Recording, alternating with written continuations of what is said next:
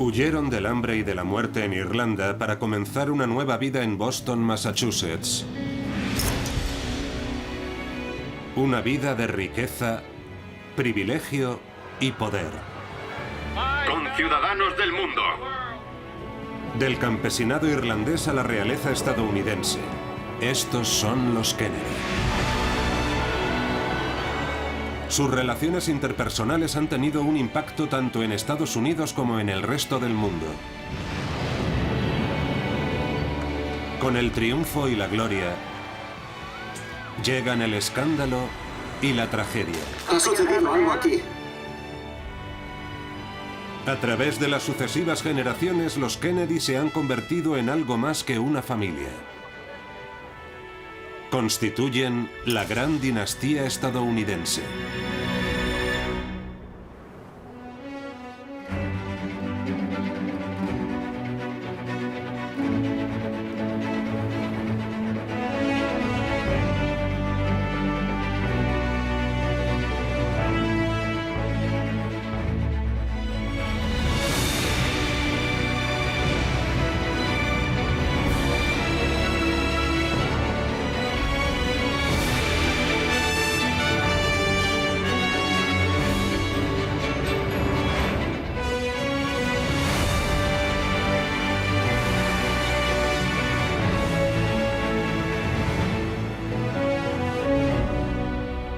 Dinastías estadounidenses, los Kennedy.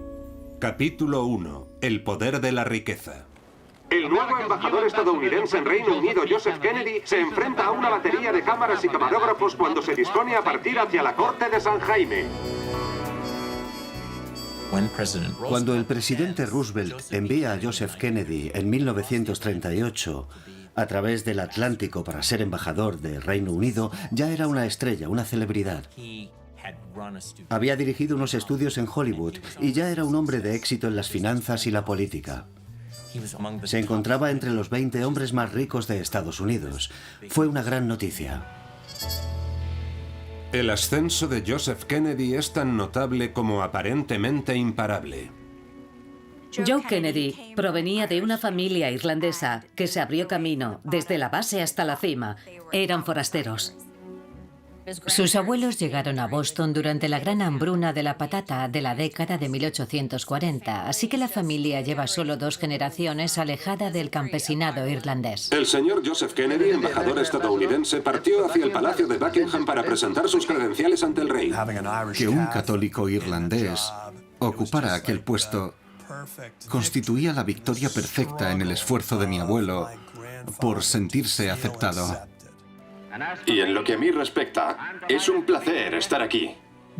No se puede subestimar la ambición de Joseph Kennedy en 1938.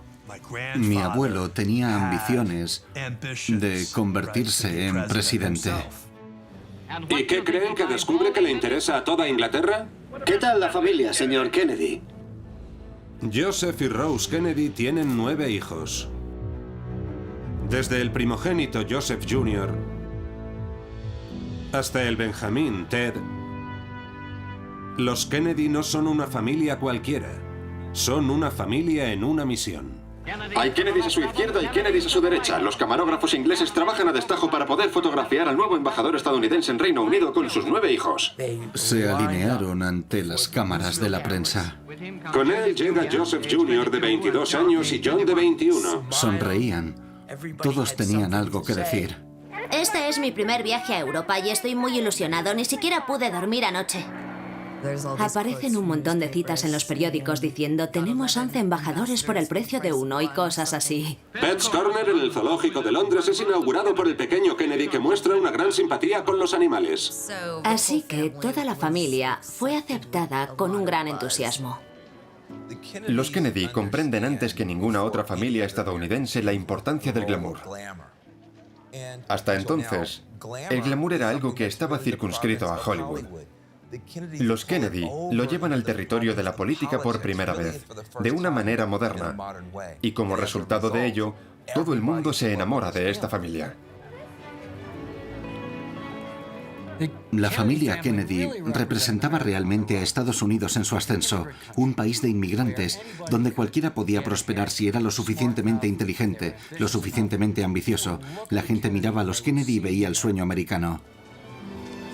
Hubo una ocasión en la que Joe y Rose, su preciosa esposa, se encuentran en el castillo de Windsor con el rey y la reina. Y Joe dice: Rose, hemos recorrido un trecho inmenso desde Boston Este. Joseph Kennedy creció en un Boston en el que los patricios protestantes miraban con desprecio a los irlandeses. Así que él estaba en lucha permanente contra aquellos prejuicios, consciente de aquellos prejuicios. Eran inmigrantes. Mi abuela solía contarnos historias acerca de cómo, siendo una niña, se tropezaba con carteles en los que se leía: no se emplea a irlandeses, y nunca se debería subestimar el razonamiento. Te voy a demostrar quién soy a lo largo de la historia. La inseguridad de Joe Kennedy en cuanto a ser un católico irlandés alimentó su determinación, su ambición, e iba a demostrar a la gente que era tan bueno como ellos pensaban que no era. Joe era un hombre de negocios, un negociador, un manipulador de acciones maravilloso, un maestro. Mi madre, en honor de su cumpleaños, confeccionó una bandera maravillosa con un oso porque él era el oso de Wall Street. Compró a la baja Wall Street. Tal era su poderío. Es un pícaro, no exento de cierta astucia. Cortan. Es algo granuja y tiene un enorme éxito. Cortan. Joseph Kennedy les dice a sus hijos y a Rose una y otra vez: estoy ganando todo este dinero para que mis hijos no tengan que hacerlo. Para que mis hijos y mis hijas puedan dedicarse al servicio público. Muchas gracias por pedirme que hable. ¡Bien! Rose Fitzgerald Kennedy es una astuta matriarca e igualmente ambiciosa en cuanto a sus hijos. Rose Kennedy tenía una mente política extraordinariamente refinada, lo que no resulta sorprendente, ya que provenía de una familia de políticos y su padre era el alcalde de Boston. ¿Quieren que hable? ¿Por dónde tengo que hablar? En la mesa del comedor siempre se hablaba tanto de los acontecimientos actuales como de comida. Tenían que ser capaces de explicar lo que estaba ocurriendo en el mundo y tenían que saber hacerlo de una forma articulada. No es broma, mi abuela Rose se prendía en sus jerseys citas famosas y si alguna vez la conversación decaía, ella empezaba a memorizar sus citas famosas porque decía: nunca se sabe, alguien podría pedirte que des un discurso y tendrás que decir algo apropiado. Rose Kennedy es profundamente religiosa.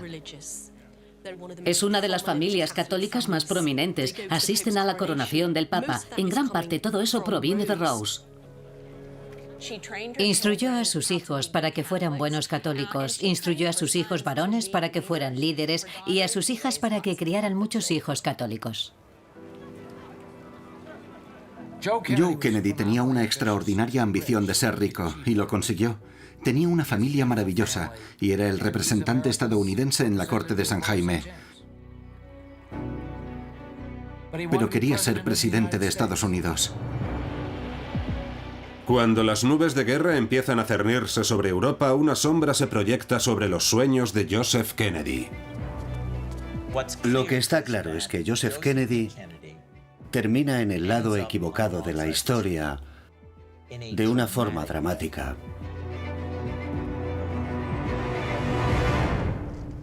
Esta tarde un periodista me ha preguntado cuáles eran las probabilidades de un apaciguamiento. Le he contestado que no lo sabía, pero que sin duda merecía la pena intentarlo.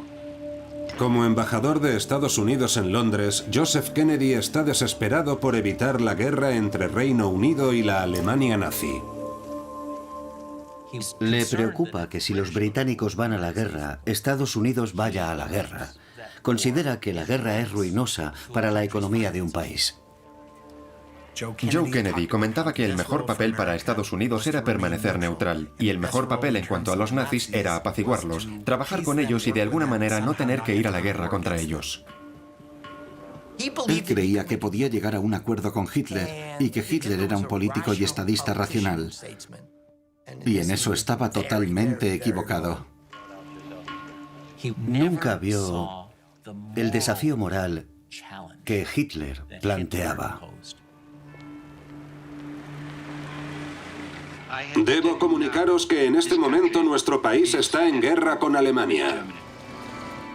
Cuando la guerra estalló, el embajador Kennedy se lamentó. Esto es el final de todo. Kennedy está convencido de que la máquina de guerra de Hitler es imparable. Inglaterra será sencillamente devorada. Casi tan pronto como Inglaterra va a la guerra, Joe decide enviar a sus hijos a Estados Unidos. El transatlántico Washington de Estados Unidos trae a nuestro país el mayor grupo de refugiados. Entre las personalidades que regresan se encuentran la señora de Joseph Kennedy y sus hijos. Mi esposa y yo hemos entregado 9 rehenes a la fortuna. Nuestros hijos y vuestros hijos son más importantes que cualquier otra cosa en el mundo. Joseph es acusado de cobarde por haber decidido enviar a su familia a casa. Por su oposición a la guerra, se le tilda de simpatizante nazi. Roosevelt llamó en privado fascista a Kennedy. Cuando Inglaterra entró en guerra, repeliendo los ataques, y Joe seguía intentando apaciguar de forma totalmente abierta, fue llamado para que regresara a Washington. El presidente Roosevelt no quería apaciguar, Roosevelt quería combatir. Y lo último que Roosevelt necesitaba era un apaciguador como embajador en Reino Unido. Nada que decir hasta que vea al presidente. Y fue finiquitado. Eso es todo. Joseph Kennedy pasa de ser una persona legítimamente poderosa e influyente en Estados Unidos y un actor en la política internacional a convertirse en un paria. Cuando se estrelló y quemó como embajador en Reino Unido, no solo le costó su trabajo, le costó la posibilidad de convertirse en presidente. Y casi en el momento en que se dio cuenta de que ya no podría lograrlo, su aspiración fue que lo lograsen sus hijos. Joseph traspasa sus ambiciones a Joe Jr., a Kathleen, apodada Kick, y a Jack. Les llama su trío de oro. Su primogénito, Joe Jr., no solo era bien parecido, sino también atléticamente dotado. Era el aparente heredero. El padre y la madre de Joe Jr. creían que él era el llamado a portar la bandera de la familia. Su hermano menor, Jack, es eclipsado por Joe Jr. en la mente de su padre, pero yo creo que tener unas expectativas más bajas puestas sobre él le dio a Jack la oportunidad de ser él mismo. Le dio una especie de libertad de ser un chaval, de una manera que creo que habría sido más complicada para Joe Jr. Jack y Kathleen eran los que tenían una relación más estrecha. Los dos eran alborotadores, los dos eran divertidos, traviesos y se protegían mutuamente. Ella era muy popular entre los chicos y se debía a que era vivaz, era encantadora y divertida. Y era respondona, tenía sus propias opiniones, de alguna manera destacaba. Mientras Estados Unidos entra en la guerra, Joseph aprovecha la oportunidad para restaurar el apellido Kennedy. Una vez que Estados Unidos entró en guerra, fue lo suficientemente inteligente para saber que ya no había forma de pararlo, iban a luchar. Era la actitud más patriótica, y Joe Kennedy ayudó a la causa. El cadete de la Fuerza Aérea Joseph Kennedy Jr. se presenta a los entrenamientos preliminares. Joe Kennedy era el primogénito, y por tanto el más obligado a complacer a papá. Y Joe Kennedy quería que Joe Jr. fuera presidente de Estados Unidos. Ahora un asiento delantero en la defensa de Estados Unidos para un joven que fue testigo de lo que ocurrió allí. A diferencia de Joe, Jack no era obediente. Tenía cierto ramalazo de rebeldía. Se prodigaba mucho en sociedad, iba detrás de las mujeres. Y también enfermaba con frecuencia. Al cumplir 2 años, Jack contrajo la fiebre escarlata y básicamente pasó el resto de su vida enfermo. Arcos caídos, problemas en las rodillas, resfriados crónicos, todo lo imaginable lo tenía. Jack consigue un trabajo administrativo en el Servicio de Inteligencia de la Marina porque está discapacitado en muchos aspectos. Fue durante ese trabajo de oficina cuando empezó a salir con una mujer. Es una periodista danesa llamada Inga Arvad. Tienen una relación muy intensa. Y el problema era que el FBI estaba grabando algunas de sus sesiones románticas. Inga Arvad era una belleza, pero supuestamente era una espía alemana, y aquello complicaba un poco las cosas. Jack Kennedy está en la inteligencia naval. ¿Está la inteligencia nazi intentando aprovecharse de los Kennedy para conocer secretos? El FBI decide informar a Joseph Kennedy acerca de la relación de Jack con Inga Arvad. Pensó que desde el punto de vista de los intereses de su hijo, era necesario que marchara a la zona de guerra y terminara con aquello. Al darse cuenta de que el carácter mujeriego de Jack podría terminar dañando el nombre de la familia, Joseph interviene para que lo envíen al Pacífico Sur. Con Joe Jr. entrenándose como piloto de bombarderos, dos miembros de su trío de oro se encuentran ahora en la línea de fuego.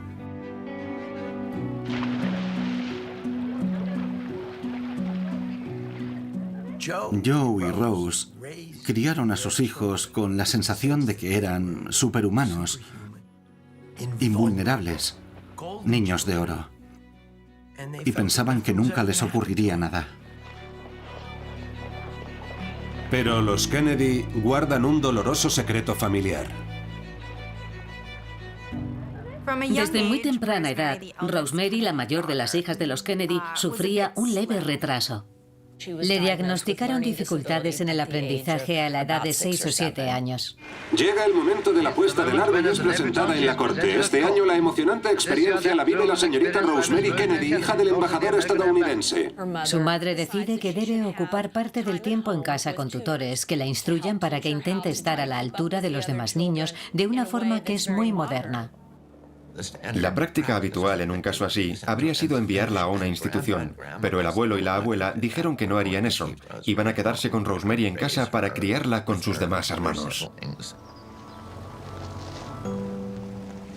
Cuando alcanza la pubertad, Rosemary se convierte en una persona totalmente incontrolable. Surgen las urgencias sexuales y es descubierta con hombres. Es muy vulnerable. Era muy fácil para los hombres aprovecharse de ella. El señor Kennedy en particular temía que pudiera quedarse embarazada o que contrajera una enfermedad. ¿Y qué harían entonces? Habían intentado juntos encontrar cualquier cura concebible para Rosemary. Ninguna de ellas funcionó. Joe Kennedy leyó acerca de un nuevo procedimiento llamado lobotomía prefrontal que solo se llevaba a cabo con personas que padecían trastornos físicos y mentales muy graves, nunca con alguien como Rosemary. Joe estaba convencido de que practicarle la lobotomía a Rosemary arreglaría de alguna manera las cosas y que milagrosamente se convertiría en una Kennedy perfecta como el resto de los Kennedy. En la familia Kennedy, Joe tomaba las decisiones graves y Rose le dejaba hacerlo. Así que, sin consultarlo con la madre de Rosemary o con la propia Rosemary, decide que ese es el procedimiento al que debe someterse. El cirujano anestesia localmente a la paciente y entonces comienza a cortar el lóbulo prefrontal. El cirujano le pide a la paciente que cante y continúa cortando mientras la paciente canta. Rosemary es una hija muy obediente y canta y canta y canta. Y cuando deja de cantar, tiene la edad mental de un niño de 5 años.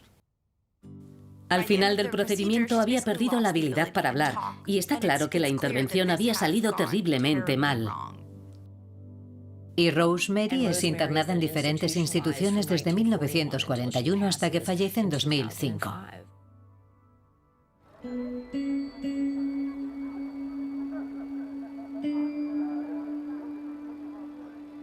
Yo creo que la experiencia de tener una hermana que sufría una discapacidad intelectual terminó teniendo un efecto dominó en nuestra familia. Y años después, mi tía Eunice desempeñó un papel fundamental en el reconocimiento de los derechos de personas con discapacidades intelectuales.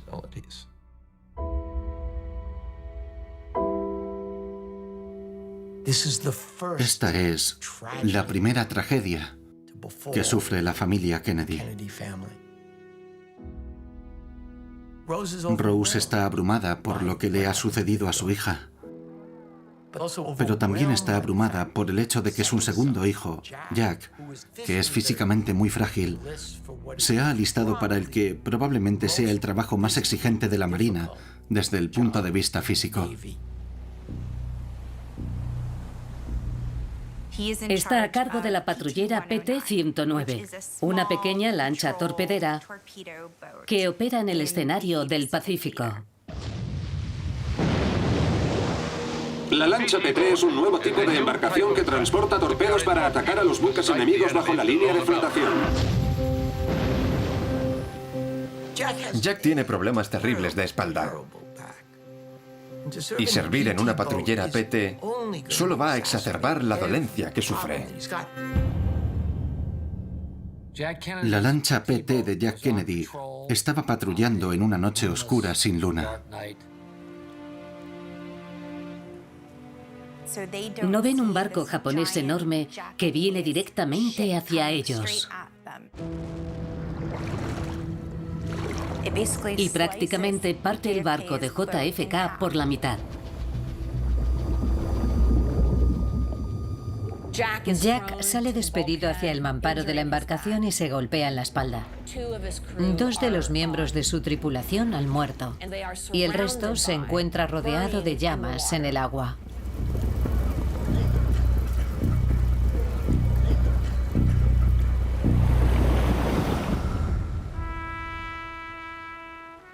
En la base naval se temen lo peor.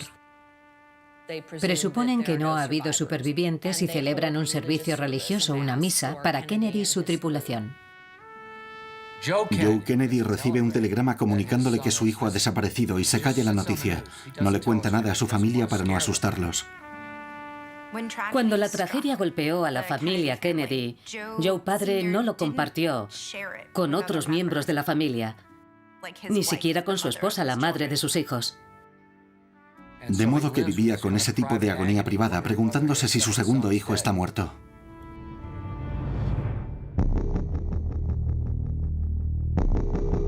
Un destructor japonés ha partido su embarcación por la mitad en el Pacífico Sur.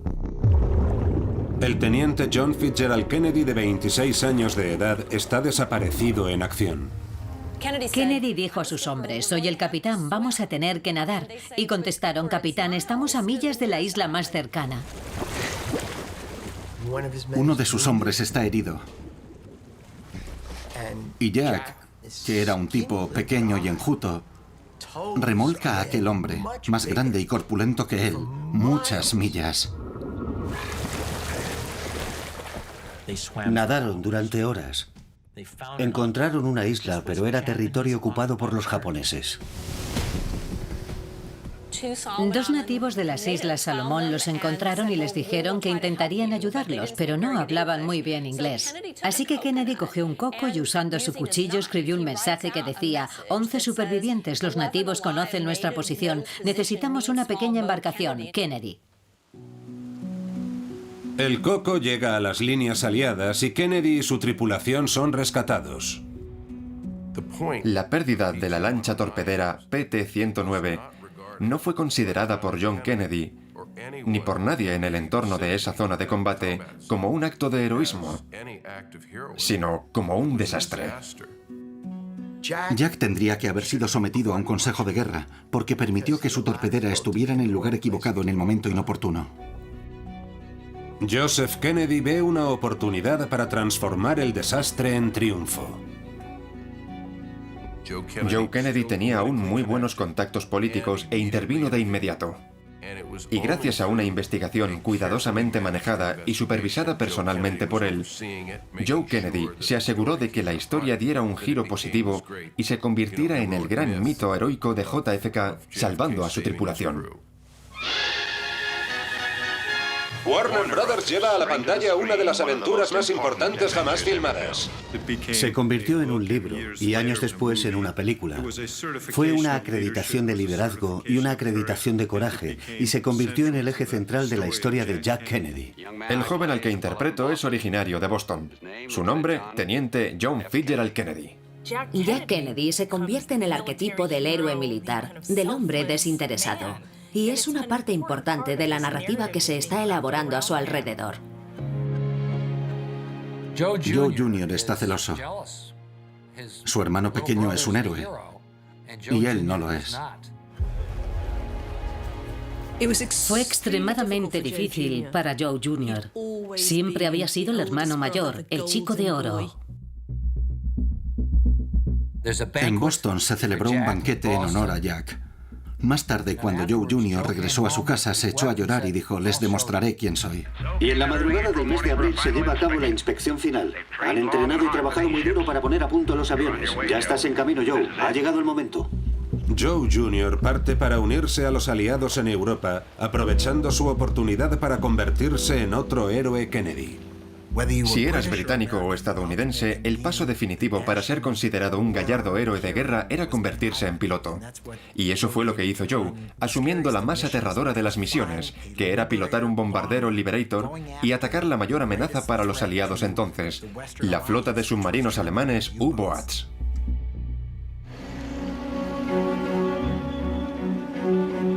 Kik se une también al esfuerzo de guerra como voluntaria de la Cruz Roja Americana en Inglaterra.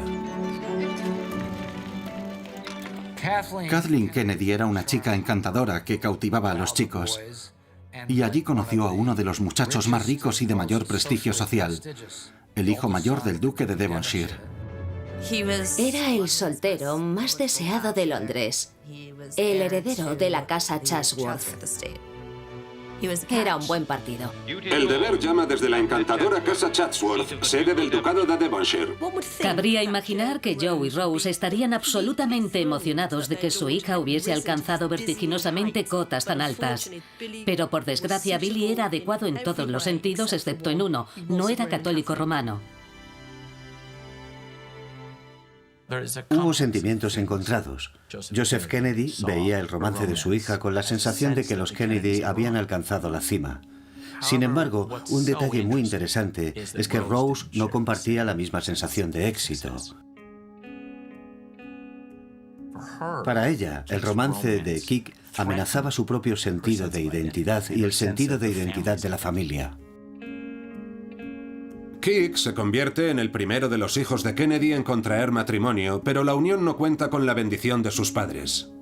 Joe, el hermano mayor, es el único miembro de la familia que está presente el día de su boda, nadie más. Podrían haberse casado en Chatsworth con 1 millar de invitados, pero se casaron en una oficina de registro, en lo que ella describió como una ceremonia rácana. En el verano de 1944, la familia Kennedy se reúne en el puerto de Hyannis, en la costa de Massachusetts, pero Joe Jr. envía noticias decepcionantes. Su padre y su madre lo esperaban en casa en cualquier momento, pero en el mes de julio reciben una extraña carta en la que Joe dice: voy a tomar parte en una misión especial, pero no os preocupéis, no es peligroso, nos vemos en septiembre. Joe Kennedy había participado ya en 25 misiones, así que podía irse a casa, pero se ofreció como voluntario para tareas adicionales.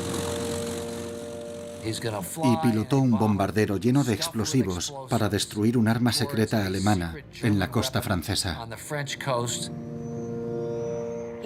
Joe debía conectar el temporizador y luego abandonar junto con su copiloto el avión sobre el Canal de la Mancha.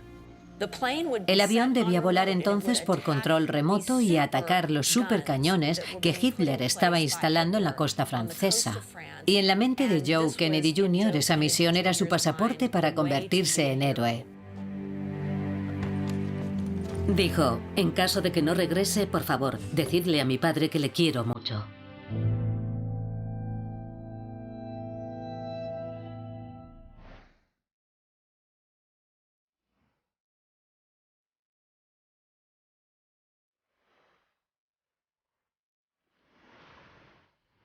El 13 de agosto de 1944, la familia Kennedy estaba en casa. Bing Crosby sonaba en el fonógrafo cantando I'll be seeing you. Te veré.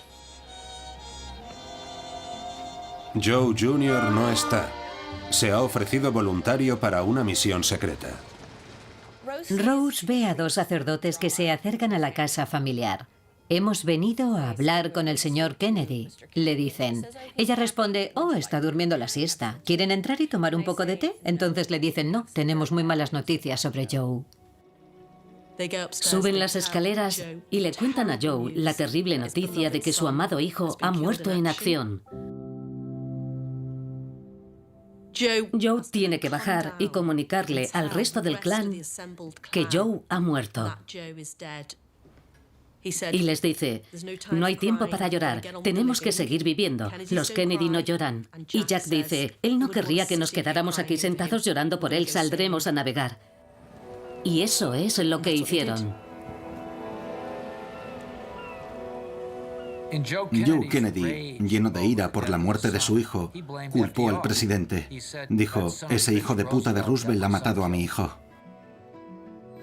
Obviamente era una declaración impulsiva, pero nos da una idea del profundo dolor que sintió Joe. Después de su muerte, fue JFK quien tuvo que dar un paso al frente y en un momento dado su padre le dijo, está bien, tú eres el siguiente. Justo después de la muerte de Joe Jr., Jack le confesó a uno de sus amigos, siento el aliento de mi padre en el cogote. Después de la guerra, Joe padre presiona a Jack para que inicie su carrera política. Jack realmente no estaba listo para el papel que estaba a punto de asumir. En primer lugar, era aún muy joven. Y en segundo lugar, todos los esfuerzos hasta ese momento habían estado dedicados a la preparación de su hermano Joe.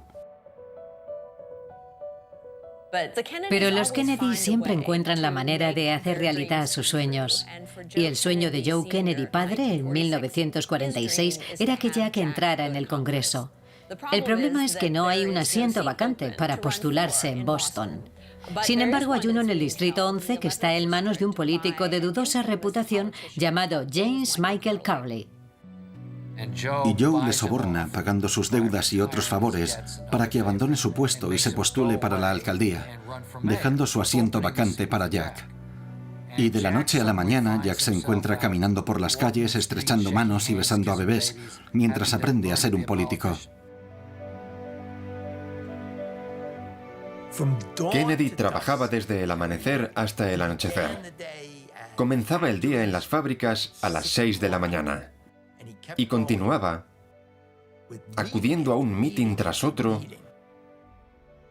hasta altas horas de la noche, para finalmente desplomarse en la bañera para aliviar sus dolores de espalda. Joe Kennedy es lo suficientemente inteligente para saber que su perfil no es bueno.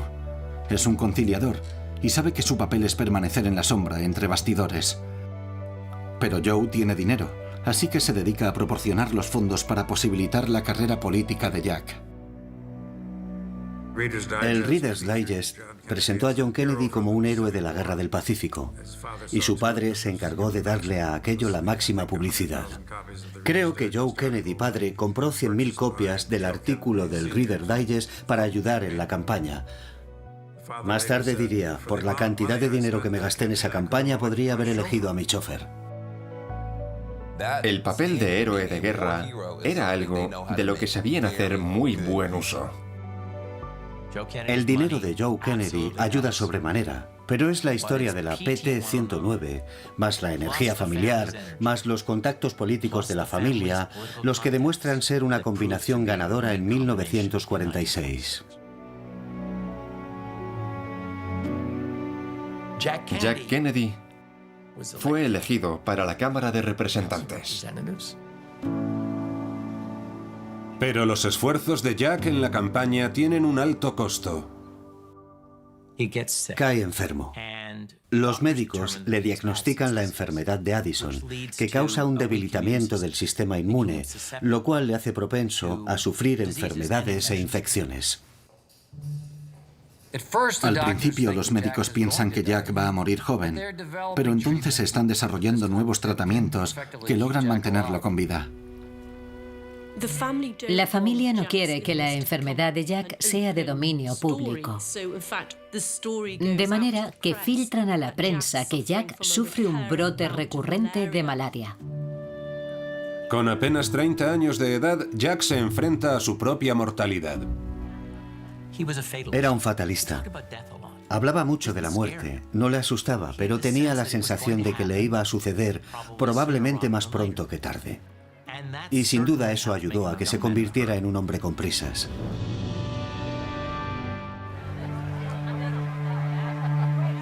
Joseph Kennedy había predicho que los mejores y más brillantes jóvenes de la generación de sus hijos morirían en una guerra. Y ahora su premonición se había cumplido, no solo con Joe Jr., sino con el amado esposo de Kik. Kik había desafiado a su familia para casarse con el amor de su vida, Billy Hartington, solo para perderle. El heredero de la casa Chatsworth fue asesinado por un francotirador alemán. El momento fue brutal. Llevaban casados solo unas pocas semanas antes de su partida al frente. Y quedarse viuda tan joven fue devastador. Creo que Rose Kennedy se sentía muy triste por lo que le había pasado a Kathleen, pero aquel matrimonio había causado un profundo cisma en la familia, debido a que Billy Hartington era protestante. Y ella debía pensar que ahora Kathleen podía volver a Estados Unidos y regresar a la iglesia con plena membresía. Rose rezaba para que aquello fuera la gracia salvadora para Kathleen. Pero después de la muerte de Billy, Kik decide quedarse en Inglaterra. Lleva a Inglaterra en la sangre y está considerando seriamente meterse en política y convertirse en miembro del Parlamento. Está muy comprometida políticamente en ese momento, pero en el intervalo de unos pocos años todo aquello se termina. En 1948, Kathleen le comunicó a sus padres que se había enamorado por segunda vez de un noble británico, un anglicano, que estaba casado y tenía un hijo. Y le dijo a sus padres que tan pronto como el divorcio de Peter Fitzwilliam fuera definitivo, se casaría con él. Peter Fitzwilliam era un chico malo. Era jugador, apostaba en las carreras de caballos y era un mujeriego. Además, era protestante y estaba casado. Tener una relación con alguien como Peter Fitzwilliam era el peor de los pecados para Rose. Rose le dijo a Kik que casarse con un hombre divorciado significaría que el matrimonio no era válido a los ojos de la Iglesia Católica. De modo que le dijo a su amada hija que tendría que repudiarla si seguía adelante con el matrimonio. Creía sinceramente que el alma de su hija iría al infierno. Creo que Kik tuvo claro desde el principio que no había la menor posibilidad de obtener la aprobación de su madre, pero creía que había un cierto margen con su padre. En 1948 su padre viajó a París por asuntos de negocios y Kathleen acordó con él que ella y Peter Fitzwilliam irían a su encuentro. En su fuero interno, Kathleen confiaba en que su padre bendeciría su matrimonio. Sin embargo, antes de reunirse, Kathleen y Peter decidieron tomarse unas mini vacaciones en el sur de Francia, en la Riviera. Fitzwilliam y Kik deciden ir en avión. La climatología es terrible. El piloto intenta disuadirles diciéndoles que es demasiado peligroso, pero Fitzwilliam es un hombre muy imprudente e insiste en volar. Se desató una terrible tormenta y el avión se estrelló contra la ladera de una montaña en el Valle del Ródano. El piloto, el copiloto, Kik y su prometido, todos murieron en el accidente. Joe Kennedy no volvería a ver a su hija, excepto en un ataúd. Jack se entera de que su amada hermana Kik ha muerto en Francia. Jack Kennedy es un hombre que no llora y que rara vez muestra sus emociones, pero ese día Jack Kennedy se derrumba. Jack estaba muy debilitado por su dolencia y se suponía que él era el encargado de organizar el viaje de la familia para acudir al funeral que va a celebrarse en Inglaterra. pero no se sentía capaz. Se subió a un coche para ir al aeropuerto y volar al funeral, pero no subió al avión. Joe fue informado del suceso y fue el único miembro de la familia que se presentó en el funeral. Rose llamó a la muerte de Kik una retribución divina.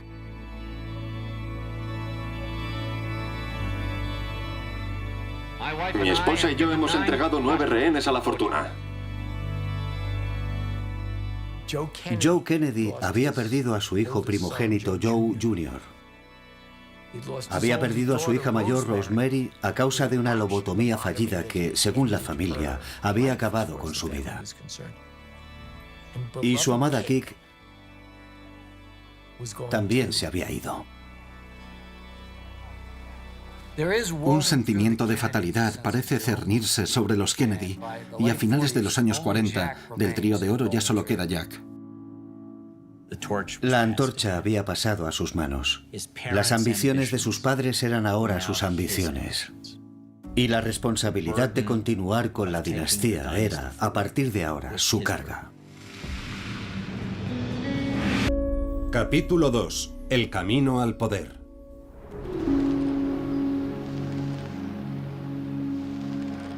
Los Kennedy deben estar entusiasmados con el cambio de década. Intentarán olvidar la guerra. Joe Sr. ha perdido a su hijo predilecto, Joe Jr., a su hija favorita, Kik. Y sin embargo, para tratarse de una familia que ha sufrido tantas tragedias, no lo aparenta. Parece que están jugando todo el tiempo. El aspirante abogado de 25 años de edad, Robert Kennedy, ha dado a la dinastía su último miembro. Bobby se casa con Ethel Skakel, que da a luz al primer nieto de Joe y Rose Kennedy, Kathleen. John, conocido como Jack, es 8 años mayor que Bobby y con 34 años se encuentra en su tercer mandato como congresista. Y sin embargo sigue llevando vida de soltero. Jack lo pasaba en grande no estando casado. Tenía montones de novias, era un juerguista, era un playboy. Por sus compañeros en el Congreso era en cierto modo considerado un poco diletante. Joe anhela que su hijo se convierta en presidente y el siguiente paso lógico es un escaño en el Senado de Estados Unidos. Pero en su primera aparición en la televisión nacional, Jack parece indeciso. ¿Se va a presentar? Bueno, creo que tenemos bastantes probabilidades de ganar en Massachusetts en 1952 y estoy considerando seriamente presentarme. Pero todavía no estoy seguro de qué voy a hacer exactamente. Aún falta un año. Jack sintió la presión. Yo creo que papá quería realmente que llegase a lo más alto. Y punto. En los años 50, en Estados Unidos, era impensable que alguien con ambiciones presidenciales presentara candidaturas sin estar casado. Era absolutamente esencial en la mente de Joe Kennedy Sr. que Jack se casara. Charles Bartlett, amigo de Jack, hace de Celestino, invitando a Jack y a una amiga a cenar. Aquella señorita soltera era Jackie Bouvier. Lo cierto es que Kennedy la acompañó hasta su coche después de la cena. Ella era una mujer enormemente atractiva. Aspirante a periodista, Jackie, de 21 años de edad, acaba de terminar su licenciatura en la Universidad George Washington. Jackie tenía fama de ser lo que la gente llamaba entonces un cerebro. Muy brillante, pero al mismo tiempo muy glamurosa. Jackie era diferente a la clase de mujeres con las que había salido, con las que había pasado una noche y existía una gran química entre ellos. Jackie buscaba un mundo más amplio y lo encontró en Jack Kennedy. En 1952, Jack decide finalmente postularse para ocupar un escaño en el Senado de Estados Unidos en Massachusetts. Se enfrenta a Henry Cabot Lodge, que proviene de una importante familia política de Massachusetts, cuyo abuelo había derrotado al abuelo de Jack Kennedy, Honey Fitz, medio siglo antes. Ahora conozcan a su candidato al Senado de Estados Unidos. ¿Cómo puede este joven y bisoño congresista, con su escaso historial, enfrentarse a Henry Cabot Lodge Jr., que tiene un linaje mucho más distinguido? Fue un movimiento osado, un movimiento que parecía totalmente quijotesco y al que nadie daba muchas posibilidades. Jack necesita toda la ayuda que pueda obtener. Y su madre Rose es uno de sus activos más importantes. Rose era la experta en campañas porque había estado haciendo campaña con su padre desde que era un adolescente, cuando éste había presentado su candidatura a la alcaldía de Boston. Rose Kennedy era fantástica hablando en público. Sabía exactamente qué decir y cómo decirlo. Era enormemente inteligente en lo que concierne a la política, pero era también muy inteligente en lo tocante a la naturaleza humana. Surgió la idea de celebrar fiestas del té formales, en las que Rose Kennedy, sus hijas y Jack Kennedy acudían a un hotel de lujo en Massachusetts e invitaban a todas las mujeres de la localidad a que se vistieran con sus mejores galas y asistieran a disfrutar de un té formal con los Kennedy. Era realmente una de las primeras veces en que las mujeres se involucraban en la política, de forma muy continuada. Las hermanas de Jack y su madre, Rose, llevaban lo que llamamos faldas de capa. Luego se ponían de pie y descubrían que sus faldas estaban bordadas con el nombre de JFK. Pero su padre, Joe, entiende que Jack necesita mucho más que moda y vajilla de porcelana china. A Joe Kennedy no le gustaba lo que él consideraba una campaña letárgica dirigida por el director de campaña oficial. Joe quiere que su tercer hijo, Bobby, ahora abogado en el Departamento de Justicia, tome el mando. A Jack no le convence la idea. Jack consideraba a Bobby un mojigato y un moralista, y le irritaba. Decía que Bobby era un fastidio. Mi padre y John Kennedy no mantuvieron una relación muy estrecha mientras crecían porque había una gran diferencia de edad entre ellos. Se le consideraba el chiquitajo de la familia. No era atlético, en una familia muy atlética. Y lo que aquello hizo en Bobby fue darle la determinación para demostrarle a su padre que valía, que podía llevar a cabo las difíciles tareas que Joe puso en su camino. Y la más difícil de todas en aquel momento era convertir a su hermano en senador de Estados Unidos. Bobby acomete el desafío que le plantea su padre y desempeña un nuevo papel como solucionador de problemas de la familia Kennedy. Bobby se encuentra la campaña en ruinas con un montón de holgazanes de brazos cruzados y Bobby les dice a los holgazanes que se pongan en marcha o se larguen, que dejen de holgazanear y salgan a la calle y llamen a algunas puertas. Papá era organizado, era directo, exigía responsabilidades a la gente y a Jack le gustaba eso. A veces, en la política, necesitas que alguien haga de policía malo. Bob estaba dispuesto a ser el policía malo. El carismático Jack, con su hermano ejecutor Bobby, derrota a Henry Cabot Lodge y gana el escaño en el Senado. Kennedy gana, deparando probablemente una de las mayores sorpresas en la historia política del Estado. Estarás encantado de que todo haya terminado, ¿verdad, Bobby? Yo estoy, Jack. Muy bien. Fue la victoria de Jack en 1952 lo que hizo germinar en Kennedy la idea de que podía realmente ganar la presidencia. Pero si el senador Kennedy quiere convertir en suya la Casa Blanca, necesita seguir el consejo de su padre y mostrar al mundo que tiene a una buena mujer a su lado. El acontecimiento social del año, la boda del senador John Fitzgerald Kennedy con la encantadora Jacqueline Lee Bouvier. Una novia radiante cuando llega a la iglesia de Santa María, Newport. Kennedy sabía que se casaba con alguien que cumplía con muchos requisitos. Era católica, pertenecía a una familia muy prestigiosa socialmente y sería una buena esposa en la Casa Blanca.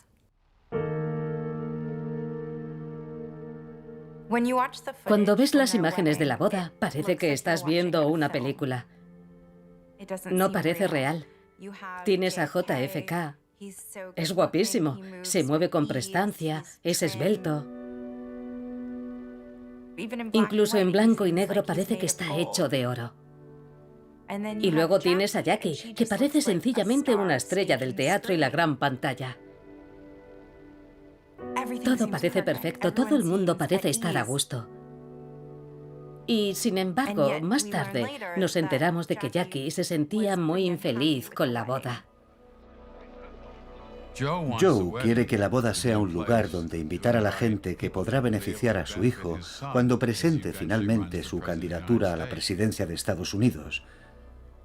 Jackie tiene la idea ingenua de que una boda es el lugar para invitar a tus amigos y a tu familia y celebrarlo porque estás enamorado. Joe gana. Se convierte en el centro de atención, es casi aplastada por los fotógrafos. Hay literalmente miles de personas en su recepción a las que no conoce, porque han sido invitadas por su suegro. Y lleva un vestido que no le gusta, del que dice que hace que parezca una pantalla de lámpara. Estoy segura de que a Jackie le habría gustado elegir su vestido, pero las cosas simplemente no funcionaron así. Joe Sr. eligió su vestido. Si Jackie no sabía antes de la boda que no se iba a casar simplemente con una persona, sino con una familia, sin duda aprendió durante los preparativos que aquello era un asunto grupal. Ella estaba auténticamente enamorada de JFK y creía que tendrían un matrimonio maravilloso. La primera vez que pudo darse cuenta de que aquel no era su destino fue durante la luna de miel. En plena luna de miel, Jack decide que van a abandonar Acapulco para ir al norte de California a visitar a su amigo de la marina, Red Fay, Paul Fay. Y Paul hace películas caseras de la visita. En una de las escenas, Jack abraza a Jackie muy brevemente y la hace girar. Pero la suelta, casi como si fuera un adolescente y se sintiera algo incómodo mostrando afecto por su mujer. Luego abraza a la mujer de su amigo Paul Fay y coloca la mano en su trasero. Así que uno se pregunta si esto es un anticipo de lo que sucederá posteriormente en su matrimonio.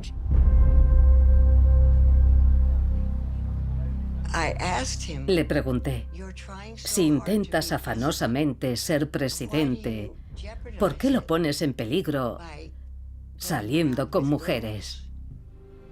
Y él contestó, porque no puedo evitarlo. Jackie ponía siempre buena cara en lo tocante a las ausencias de su marido. Jackie, probablemente estar casada con un senador sería comparable a ser la esposa de un médico, porque un senador debe estar localizable en todo momento. Supongo que es como estar casada con un médico, porque trabajan muchas horas, se marchan en cualquier momento, trabajan hasta tarde. Sus aventuras amorosas no son lo único que Jack esconde. El gran secreto acerca de Jack Kennedy no es su vida sexual, es su salud. Es un hombre enfermo. Siempre gastaban la broma de que si un mosquito picaba a Jack, el mosquito enfermaría. No hubo un solo día en la vida de Jack en el que no sufriera dolor. Jack sufría un problema de espalda muy debilitante. Jack encuentra a un médico que le dice que la única manera de aliviar su dolor es pasando por el quirófano. Pero existen unos riesgos terribles. El problema que entrañaba operarle era que padecía la enfermedad de Addison. Se trata de una enfermedad potencialmente fatal, una deficiencia en las glándulas suprarrenales que puede matarle. Los pacientes con Addison son muy proclives a sufrir infecciones. Los médicos fueron muy sinceros y le dijeron, primero, no sabemos si podremos curar la dolencia de su espalda, y segundo, podría morir a causa de una posible infección.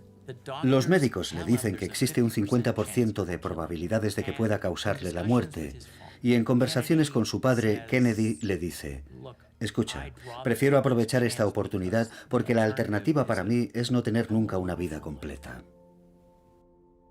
Joe está aterrado. Le dice a Jack, por favor, no te sometas a esa cirugía. Joe ha perdido a su hija a causa de una lobotomía prefrontal y otros 2 hijos suyos han muerto. No quiere perder a Jack. Tras pasar años soportando fuertes dolores de espalda, Jack Kennedy toma finalmente una decisión trascendental. Se iba a someter a una operación que podía costarle la vida. El resultado de la cirugía es muy malo. Desarrolla una infección que pone en riesgo su vida. Su padre se pregunta, ¿voy a perder ahora a mi segundo hijo? De hecho, le llegan a administrar los últimos sacramentos. Y sin embargo, milagrosamente sobrevive.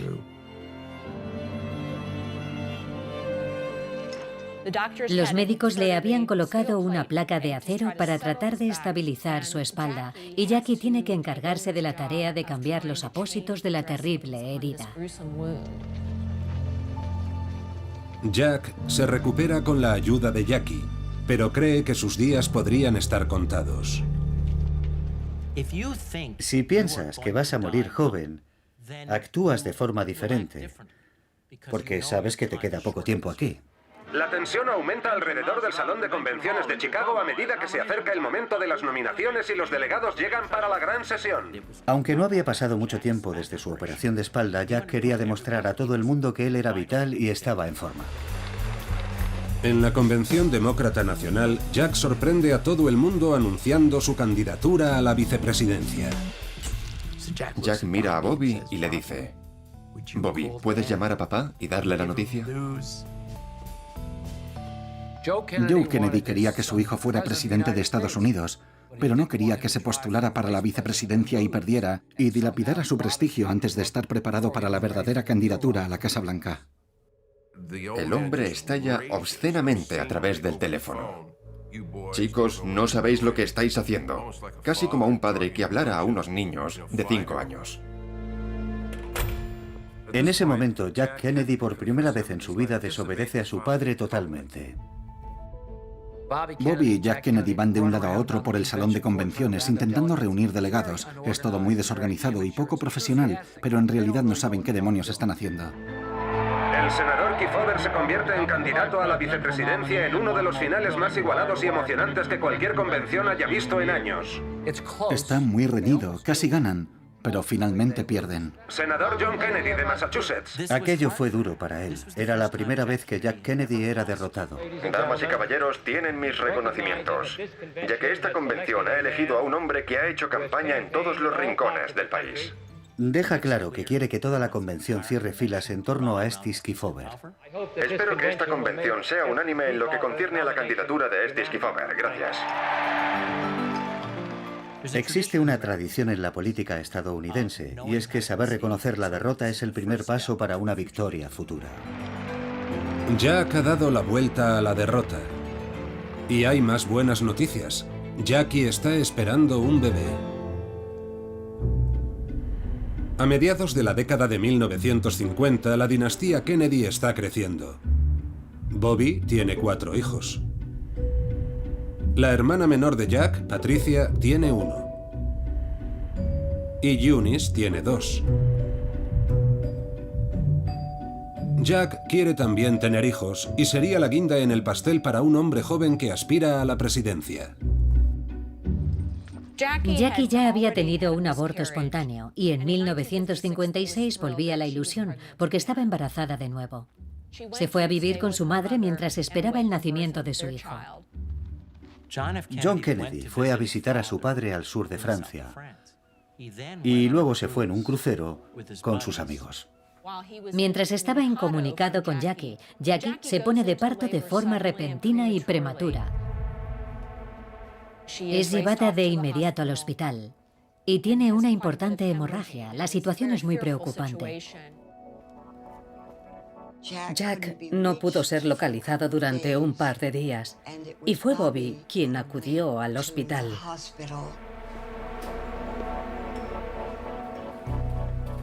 Cuando despierta de la anestesia, Bobby le dice que ha perdido al bebé. La imagen pública de Bobby era la de un tipo duro, pero en privado era suave. La imagen pública de Jack era la de un tipo simpático y elegante. En privado, Jack era duro. La respuesta de JFK, utilizando sus propios términos, fue: el bebé lo hemos perdido, no hay nada que yo pueda hacer, estoy seguro de que Jackie estará bien. Su padre y otras personas de su entorno le dijeron: si alguna vez quieres presentar tu candidatura a la presidencia, más vale que traigas tu trasero aquí. No regresó porque quisiera estar con Jackie. Regresó porque quería asegurarse de no dañar sus posibilidades para una futura presidencia. Mientras tanto, Bobby empieza a trabajar como abogado investigando la corrupción para el Senado. La vida de Bobby Kennedy había estado definida por sus servicios a su padre y a su hermano. Pero a mediados de los años 50 empiezas a percibir que está intentando labrarse un nombre. En la Navidad de 1956, la familia está reunida en Hyannisport y Bobby Kennedy se acerca a su padre y le dice: «Quiero dirigir una investigación sobre el crimen organizado». Mi padre decía, o se apropian ellos del país o nos apropiamos nosotros. Entonces Joe Kennedy dice: «No sabes en dónde te estás metiendo, ni te acerques a eso». Y Bobby Kennedy le contesta: «Sí, lo sé, y voy directo al Capitolio». Su padre salta de la mesa, sale disparado y desaparece dando un portazo. En 1957, el investigador del Senado Robert Kennedy lanza un ataque total contra una amenaza creciente: la corrupción en los sindicatos. La mafia se estaba introduciendo en los sindicatos y en muchos otros ámbitos de la sociedad estadounidense. El FBI no estaba haciendo nada al respecto. Bobby Kennedy era un moralista, era un buen católico. La idea de la corrupción dentro de nuestra sociedad era profundamente ofensiva para él. Realmente lo veía, en ese momento, como la mayor amenaza para la democracia estadounidense. Pero el padre de Bobby no está contento. Joe está furioso. Posiblemente teme que si Bobby se dedica a investigar el crimen organizado, acabe tropezando con su propio rastro. Corría el rumor de que Joe era contrabandista de licores. Nunca llegó a demostrarse, pero era sospechoso y tenía amistades sospechosas. Bobby era muy consciente de los pecados de su padre. Quería cauterizar el problema, cortar por lo sano y alejarlo de la familia. Bobby Kennedy dirigió personalmente aquella extraordinaria serie de audiencias. Señor Hoffa. Y pobre del testigo que tuviera que comparecer ante Bob Kennedy. ¿A quién iba usted a romperle la espalda, señor Hoffa? Ni siquiera sé a quién me refería y tampoco sé a qué se refiere usted. Los interrumpía. Los intimidaba. Díganos a quién iba a romperle la espalda. No lo sé, siempre en sentido figurado. Bobby no está solo. Su esposa Ethel es su apoyo más fiel. Señora Kennedy, ¿asiste a muchas de las audiencias del comité de Bob? Sí, señor Murrow, a la mayoría de ellas. Y creo que se puede ver claramente cuando un testigo miente. Ethel y Bobby elaboraban juntos la estrategia. Ethel le decía: tienes que entrar allí y darle de lo lindo. No dejes que se salga ni un momento con la suya, Bobby. ¡Qué machote! Ethel compartía su sentido del mundo y esa era una de las muchas razones por las que se llevaban tan bien. ¿Pasan los dos mucho tiempo hablando de las audiencias del Senado en casa? No recuerdo que hablemos sobre ningún otro tema. Su forma de expresarlo era: el mundo está dividido en sombreros blancos y sombreros negros. No, realmente me fascina. Los sombreros negros son ellos y los blancos nosotros. Mientras otros padres llevaban a sus hijos a un parque infantil a montar en columpio o a subirse al tío vivo, mi madre nos llevaba a las audiencias del comité del Senado. Así que algunas de mis primeras palabras fueron: me niego a responder a esa pregunta. Teniendo en cuenta que la respuesta podría incriminarme. Enfrentarse a la mafia nunca es una tarea exenta de riesgo. Puso a su familia en peligro. Recibieron numerosas amenazas de muerte y llamadas telefónicas. Ethel Kennedy temía por sus hijos. En un momento dado, amenazaron con arrojarnos ácido a los ojos. Los Kennedy tenían lo que Bobby llamaba las agallas de un ratero. No tenían miedo a meterse en terrenos donde a otras personas no se les ocurriría ir. Uno de los mafiosos más duros que Bobby convoca ante el Senado es Sam Giancana. Sam Giancana es el jefe de la mafia de Chicago. Se trata de la sección más rica y poderosa del crimen organizado. ¿Podría hablarnos de las operaciones clandestinas en el condado de Lake, Indiana? Declino responder porque creo que mi respuesta podría incriminarme. Bobby le presiona con preguntas sobre cadáveres dentro de baúles. Y Giancana se acoge a la quinta enmienda 40 veces y finalmente se echa a reír. ¿Puede contarnos algo sobre cualquiera de sus operaciones o simplemente va a soltar una risita cada vez que le haga una pregunta? Declino responder porque creo que mi respuesta podría incriminarme. Creía que esas risitas eran cosa de niña, señor Giancana. Y entonces Bobby recibe un visitante inesperado. A pesar de su oposición a la implicación de Bobby, Joe Kennedy finalmente respalda a su valiente hijo. Cuando Joe Kennedy vio actuar a Bobby, creo que fue un momento extraordinario para Joe, al darse cuenta de que aquel cachorro de su camada, el pequeño Bobby, era tan duro e inteligente como él. Y para Bobby significó ganarse el reconocimiento paterno que había pasado toda su vida tratando de obtener. A medida que crece la reputación de Bobby, un joven político decide unirse a él en las audiencias. En ese momento, John F. Kennedy es un senador bastante desconocido, pero con gran ambición. Toma parte en la investigación y realmente se distingue gracias a su hermano menor. Señor Hoffa, este proyecto de ley no es un proyecto que pretenda romper huelgas y dividir a los sindicatos. Usted es el mejor argumento que lo corrobora. Su testimonio aquí esta tarde, su completa indiferencia. Le da a Jack una apariencia más dura, no la de un refinado playboy. Está persiguiendo a la mafia, lo que se convierte en una estupenda publicidad para los Kennedy. Jack recibe otro impulso. Después de un aborto espontáneo y una muerte fetal, Jackie da a luz a su primer hijo. Quiero presentarles a mi hija Caroline y a mi esposa Jackie. Admirado como un político de principios y un hombre de familia, el joven senador cree que ha llegado su hora. Comparezco hoy para anunciar mi candidatura a la presidencia de Estados Unidos. La presidencia es el cargo más poderoso del mundo libre. Mediante su liderazgo puede revitalizar la vida de todo nuestro pueblo. Pero antes, Jack debe organizar una campaña de primarias con el objetivo de ganar la nominación del Partido Demócrata.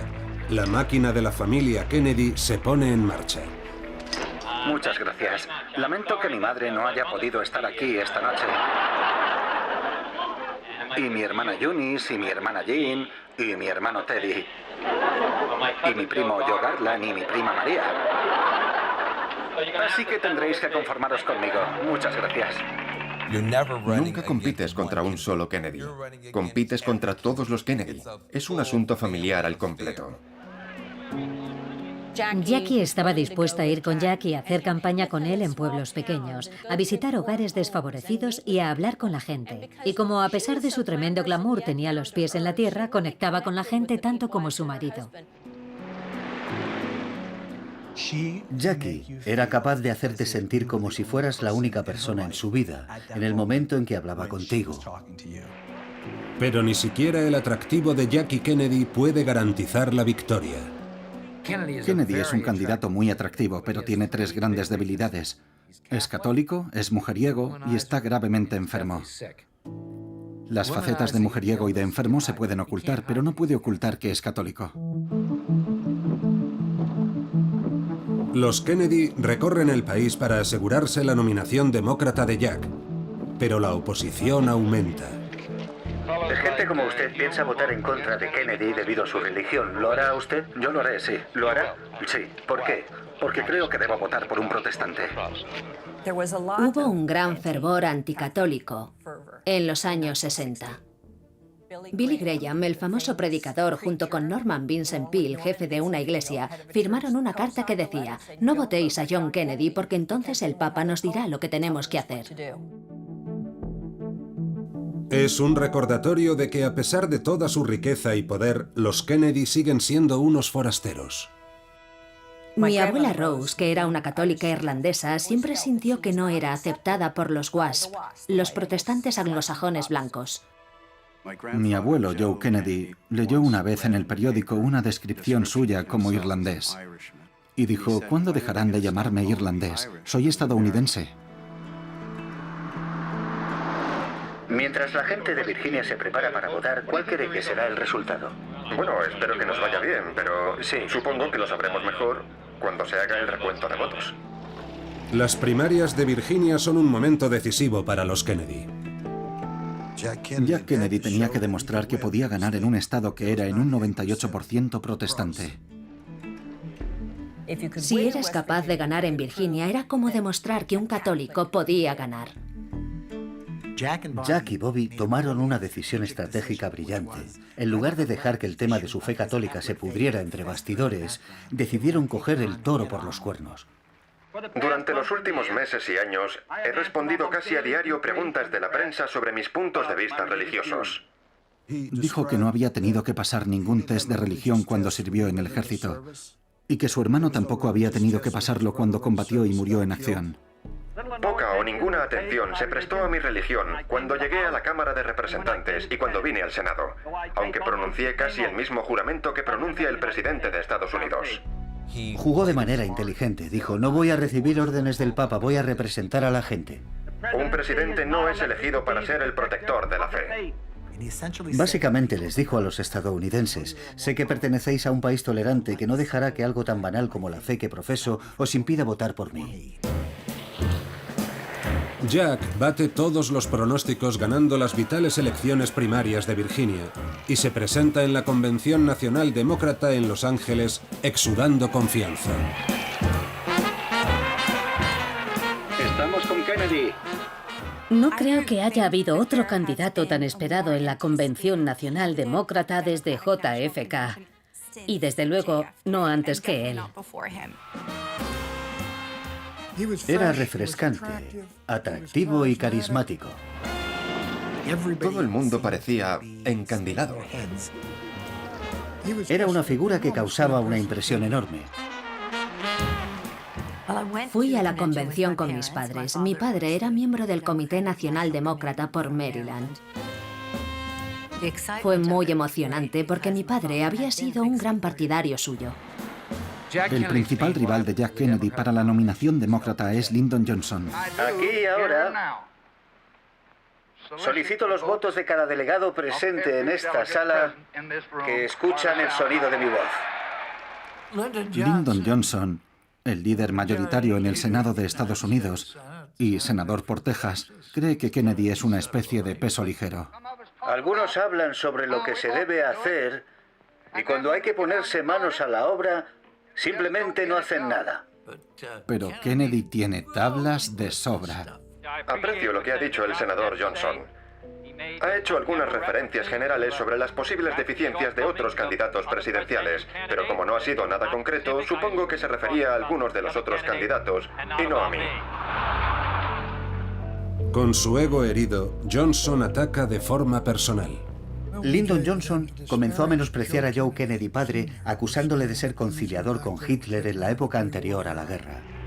Johnson no solo mancilla a la familia de Jack, sino que intenta desvelar el secreto más profundo de Jack. El día antes de la votación, la gente de Johnson deslizó por debajo de las puertas de las habitaciones del hotel de cada delegado una hoja de papel amarilla que decía que Kennedy tenía la enfermedad de Addison. Para Bobby Kennedy, fue un acto completamente indigno. A partir de ese momento, consideró a Lyndon Johnson como su enemigo. Bobby no está dispuesto a que se salga con la suya. Como si dirigiera una sala de guerra en medio de una campaña encarnizada, contraataca casi de inmediato. Bobby moviliza a los médicos para que mientan y digan que Jack está perfectamente sano. ¿El intento de Bobby por minimizar los daños dará sus frutos? Momentos de entusiasmo en la convención demócrata. Antes de que finalice el primer escrutinio, Wyoming otorga el triunfo a Kennedy con sus votos decisivos. John Fitzgerald Kennedy logra vencer la fuerte oposición y obtiene la nominación. Ahora es el candidato presidencial del Partido Demócrata. Llevaremos la lucha a la gente en otoño y ganaremos. Jack se enfrenta a una decisión difícil. Debe elegir un compañero de candidatura. A la hora de elegir un vicepresidente, el candidato obvio, en cierto modo, es Lyndon Johnson. ¿De qué han hablado usted y el senador Johnson? Bueno, le he dado las gracias por el mensaje tan generoso que me envió. Johnson es un demócrata del sur. Jack Kennedy necesita el voto sureño. ¿Han hablado sobre la vicepresidencia? No. Bueno, en términos generales sí, en efecto. A Jack Kennedy nunca le cayó bien Lyndon Johnson y Bobby Kennedy despreciaba a Lyndon Johnson. Eran como perros enfrentados con el pelo erizado en la nuca. Joe Kennedy no opinaba lo mismo. Observó en términos estratégicos el mapa del país y se dio cuenta de que su hijo necesitaba Texas. Así que los dos hermanos eligieron a Lyndon Johnson para ser el candidato a vicepresidente en la carrera presidencial de Jack por una razón. Estaban decididos a hacer lo que fuera preciso para que Jack fuera elegido presidente. Pero antes, Kennedy debe vencer a uno de los políticos más experimentados de Estados Unidos, el candidato republicano y vicepresidente en funciones Richard Nixon. 6 semanas antes del día de las elecciones, el candidato demócrata Jack Kennedy y el vicepresidente Richard Nixon están virtualmente empatados. El momento crítico de las elecciones fue cuando los dos candidatos aparecieron uno al lado del otro en el primer debate presidencial televisado de la historia de Estados Unidos. Nixon era considerado una figura de mayor envergadura. Él era presidenciable. La pregunta era, ¿podía un hombre joven como Kennedy ser presidente de Estados Unidos? Los candidatos no necesitan presentación. El candidato republicano, el vicepresidente Richard Nixon, y el candidato demócrata, el senador John Kennedy. Kennedy era un joven rico tremendamente atractivo. La gente había visto fotos suyas en la portada de la revista Life. ¿Pero tenía algo más? Los riesgos no podrían ser mayores. Pero Jack cuenta con una ventaja fundamental. Joe Kennedy conocía Hollywood al dedillo. Conocía todos los trucos para convertir a un deportista en un hombre prominente. Se sabía todas las triquiñuelas y las usó con Jack Kennedy. Es fascinante ver cómo en las primeras imágenes familiares se puede ver a las niñeras de los Kennedy cargando con cámaras de cine. Rodaban películas caseras como un juego, pero al mismo tiempo aprendieron qué cosas quedaban mejor y más fotogénicas. Y ese aprendizaje le sería muy útil a Jack cuando llegó el momento de postularse como presidente. Este es un gran país, pero creo que podría ser un país más grande. Y este es un país poderoso, pero creo que podría ser un país más poderoso. Sus respuestas eran meridianamente claras, nítidas y seguras. Su lenguaje corporal era muy poderoso. Mientras que Nixon no era solamente que sudara y necesitara un afeitado, sino que se mostraba inquieto y titubeante. Señor Nixon, ¿le gustaría comentar esta declaración? No tengo comentarios. A partir de aquel debate, Kennedy nunca tuvo que responder a la pregunta ¿soy lo suficientemente serio y equiparable a este tipo que lleva 8 años en la Casa Blanca? Kennedy y Nixon se enfrentaron durante 6 semanas más en una de las campañas presidenciales más reñidas de la historia. Hoy, el día de las elecciones, la gran pregunta es ¿cómo votará la gente? Estados Unidos puede estar eligiendo un presidente, pero también está decidiendo el destino de la dinastía Kennedy. Toda la familia se reunió en Hyannisport. Organizaron una sala de guerra. Trajeron docenas y docenas de líneas telefónicas para comunicarse con los directores de campaña en todo el país y esperaron. Parece que el senador Kennedy empieza a tomar la delantera. Pero a medida que avanzaba la noche, la ventaja inicial de Kennedy parecía difuminarse. Cuando Ohio se decantó por Nixon, el equipo de Kennedy comenzó a dudar de su victoria. La ventaja inicial del senador Kennedy de 2 millones de votos disminuye peligrosamente a medida que llegan los datos de los estados occidentales. El suspense se centró especialmente en Illinois, que informó muy tarde. El norte de Illinois, Chicago, estaba controlado por el alcalde Daley y el sur de Illinois estaba controlado por los republicanos. Richard J. Daley era un alcalde muy poderoso de Chicago y tenía una buena relación con Joe Kennedy. Así que Jack llama a Daley por teléfono. Y el alcalde Daley le dice, vamos a ganar Illinois con la ayuda de algunos amigos cercanos. Todavía hoy circulan historias sobre personas muertas que votaron en Chicago. No cabe la menor duda de que la máquina Daley ayudó a los Kennedy, pero que se cometiera o no un fraude masivo está aún por demostrar. De vuelta en Hyannisport, los Kennedy esperan y esperan. En la quietud de la noche apareció el servicio secreto. Y cuando vieron a los agentes del servicio secreto rodear las casas de los Kennedy, supieron que habían ganado. El presidente electo ha salido a leer los telegramas de felicitación del presidente y el vicepresidente. John Fitzgerald Kennedy es elegido presidente. Poco más de 100 años después de llegar a Boston con los bolsillos vacíos, los Kennedy son ahora la familia más poderosa del mundo. Siendo católico fue algo realmente extraordinario, pero John Kennedy era una figura inspiradora independientemente de la fe que profesaras. Es el momento culminante de una de las elecciones más reñidas y dramáticas de la historia estadounidense. Estuvimos allí sonriendo y abrazándonos unos a otros. Ahí estaba el hombre al que nadie consideraba favorito, pero ganó. Fue una victoria épica. Puede que la elección haya sido reñida, pero creo que todos los ciudadanos estarán de acuerdo en que será necesario un esfuerzo nacional supremo en los próximos años para hacer avanzar a este país de manera segura durante la década de 1960. Es difícil describir la atmósfera en Cabo Cod después de la victoria de Jack. Teníamos una familia que estaba en la cima del mundo. Imagine el escenario en Hyannisport. Primero está la casa principal, donde viven Rose y Joseph Kennedy. Al lado está la casa donde viven Bobby y Ethel. Y detrás la casa donde viven Jack Kennedy y Jackie Kennedy. Y ahora ese conjunto es el centro del mundo. Aquello fue la realización del sueño dinástico de Joseph y Rose Kennedy.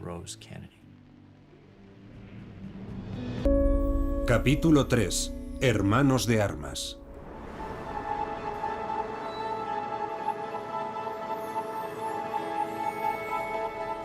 El día de la investidura fue muy frío.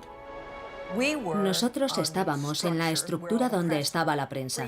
Hacía un frío gélido, pero fue un momento de gran orgullo para nuestra familia. John Fitzgerald Kennedy está haciendo historia.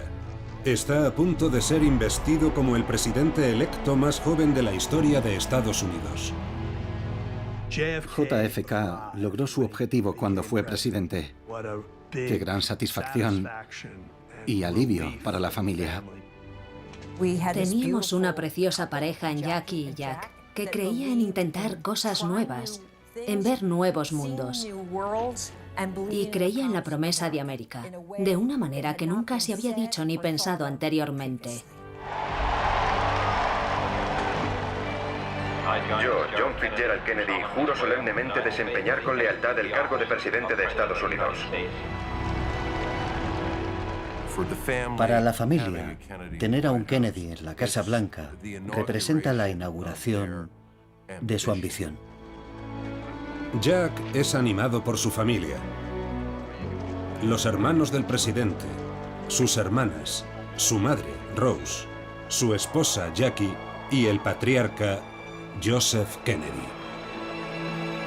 Joe Kennedy, que había sido el estratega, el arquitecto en la sombra, se puso de pie y se quitó el sombrero ante John Kennedy. Ahora está saludando a su padre. Y fue un gran momento que puso de manifiesto su orgullo paternal. Que todos los países sepan, tanto si nos desean el bien como el mal, que pagaremos cualquier precio para asegurar la supervivencia y el éxito de la libertad. Y por tanto, mis conciudadanos estadounidenses, no preguntéis lo que vuestro país puede hacer por vosotros. Preguntad lo que vosotros podéis hacer por vuestro país. Existía la sensación de que podíamos ver un mundo diferente. La antorcha se había pasado a una nueva generación cuyo punto de mira estaba puesto en lo que el futuro traería. Las invitaciones para la celebración de la investidura son las entradas más solicitadas de la ciudad. Las estrellas hacen acto de presencia con todo su potencial para apoyar a JFK, Tony Curtis, Janet Leigh, Gene Kelly y Frank Sinatra. Una de las cosas que los Kennedy hicieron bien fue llevar Hollywood a Washington. Entendían lo que era el espectáculo, entendían lo que era el estilo. Pero la administración Kennedy fue el Rat Pack de los 60. Jackie apareció con un vestido blanco que ella misma había diseñado para distinguirse. Era un vestido de tubo muy ajustado en comparación con la mayoría de las mujeres que llevaban grandes faldas y vestidos. Aquí llega la señora de Joseph Kennedy, la madre del presidente de Estados Unidos. En el camino hasta la Casa Blanca, Rose Kennedy había hecho campaña incansablemente para conseguir que su hijo fuera elegido. Señora Kennedy, este debe ser el día de mayor orgullo de toda su vida. Oh, sí, es maravilloso. Es importante tener presente que Rose Kennedy tenía evidentemente ambiciones dinásticas en cuanto a su familia.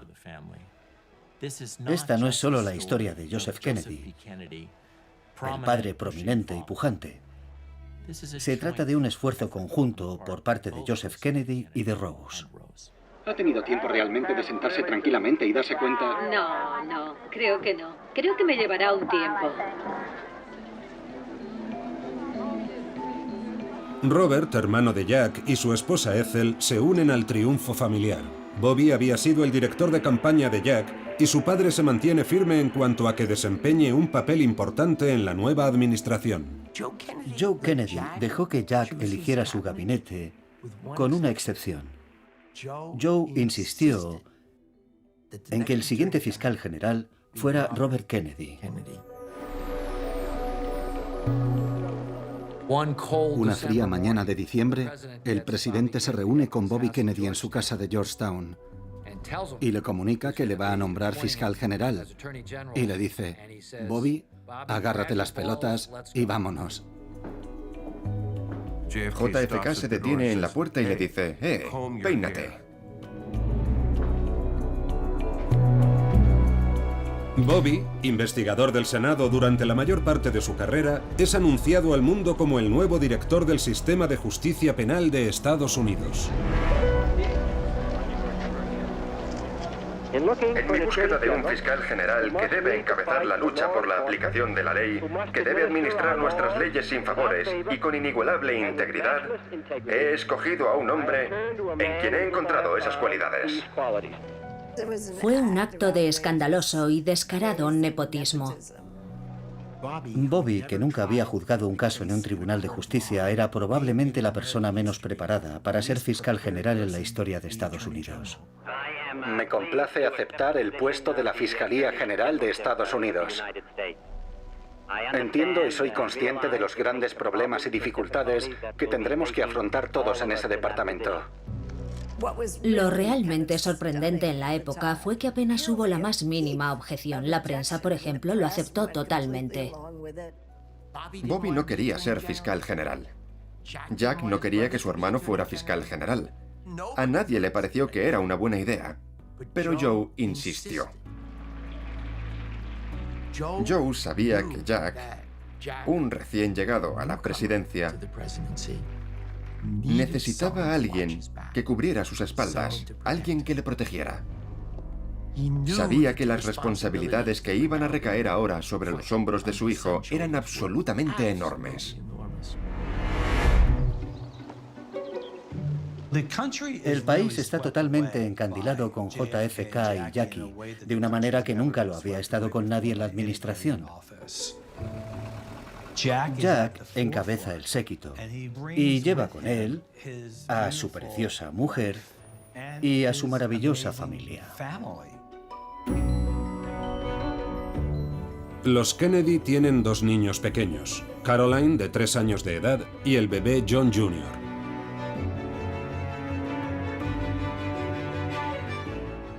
Nadie recordaba haber visto niños en la Casa Blanca. Y de repente se ven juguetes en las dependencias, hay animales, hay cachivaches esparcidos por el suelo. Es una preciosa y acogedora imagen. Si me permite el atrevimiento, señora Kennedy, ¿qué tal su papel como madre y esposa? Sí, creo que todo lo demás que hagas no importa. Si esa parte no la haces bien, si fracasas con tu marido y con tus hijos. Y ese es realmente el papel más importante para mí. Ella era valiente. Quiero decir que era jovencísima. ¿Qué edad tenía? ¿31 años o algo así? Era jovencísima. Y, sinceramente, ¿ha sido más complicado desempeñar ese cometido? ¿Desde que estamos en la Casa Blanca? Sí, señora. No, a mi marido le encantan los retos. Y a mí también. Él me ha dado un buen ejemplo. Así que esperemos que funcione. La hermana del presidente, Eunice Shriver, se aproxima a la puerta con cierta inquietud. Las hermanas Kennedy se encuentran en una relación más formal con su hermano Jack. El presidente firma fotografías para sus hermanas y sobrinos. ¿Stevie? Sí. O para ti. Pero mientras firma autógrafos para la familia, al presidente le cuesta trabajo no ser presidencial. Me resulta bastante difícil lo de las dedicatorias. Sin darme cuenta, escribo con mis mejores deseos. Oh, no. Eso es muy soso. Es que eso va en el cargo. Escuchad, que tengáis un buen viaje.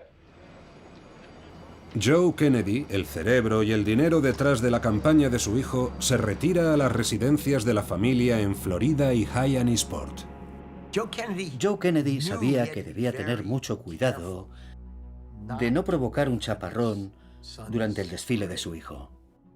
Desde el principio decidió que no iría a visitar la Casa Blanca y no aparecería en público con su hijo. No quería que nadie pensara que Jack Kennedy no era un hombre absolutamente autónomo. Jack sabe que tradicionalmente los presidentes estadounidenses son juzgados por sus primeros 100 días. Jack Kennedy se consideraba a sí mismo una figura histórica. Se consideraba alguien que podía llevar al país a una nueva época dorada. Pero era una época dorada teñida de sombras, porque 1961 fue el cenit o el momento más crudo de la Guerra Fría. Estados Unidos y la Unión Soviética están atrapados en una lucha ideológica titánica. Estados Unidos está aterrorizado por la propagación del comunismo cuando llega al patio trasero del país.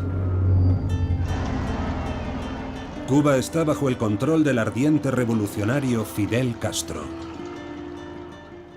No solo era comunista y marxista, sino que se iba a alinear con la Unión Soviética en una isla situada a 150 kilómetros de la costa de Florida. Tan pronto como Jack se convierte en presidente, la CIA le presenta su plan para derrocar al líder cubano. Bahía de Cochinos fue una trama que se urdió durante la administración Eisenhower. La idea era entrenar a algunos exiliados cubanos para que invadieran Cuba, bajo el supuesto de que a su llegada habría un levantamiento popular y Fidel Castro sería expulsado. Kennedy tuvo dudas acerca de la viabilidad y la brillantez del plan, esencialmente hasta el último momento. Sin convicción, Jack da el visto bueno para la operación con una condición crucial. Quería que no quedara claro que Estados Unidos apoyaba la operación. Quería que fuera una invasión silenciosa. Resultó ser un absoluto desastre. A primera hora de la madrugada, Kennedy debe abandonar una velada en la Casa Blanca. A las 2 de la mañana, vestido de frac, el presidente se reúne con sus generales. Los exiliados cubanos estaban siendo atacados por tanques. Iban a ser empujados hasta el mar. En Washington, la Marina de Estados Unidos y el subdirector de la CIA le dicen básicamente: déjenos invadir Cuba. La CIA pensaba que el presidente Kennedy enviaría a la Marina, que acudiría en su rescate. Pero no es eso lo que sucede. Kennedy dice: se supone que se trata de una operación encubierta en la que la mano de Estados Unidos no aparece. No vamos a invadir y atacar Cuba nosotros mismos para salvar esta operación.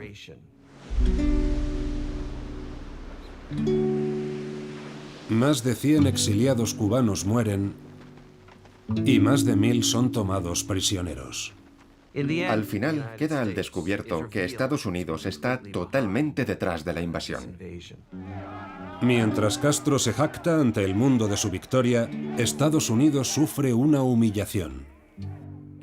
Kennedy estaba tan alterado que comenzó a llorar.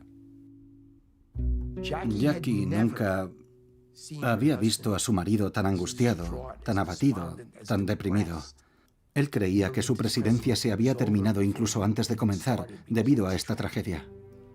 En un momento determinado, en la profundidad de su desesperación, mientras se encontraba con Bobby, este le dijo: llamemos a papá.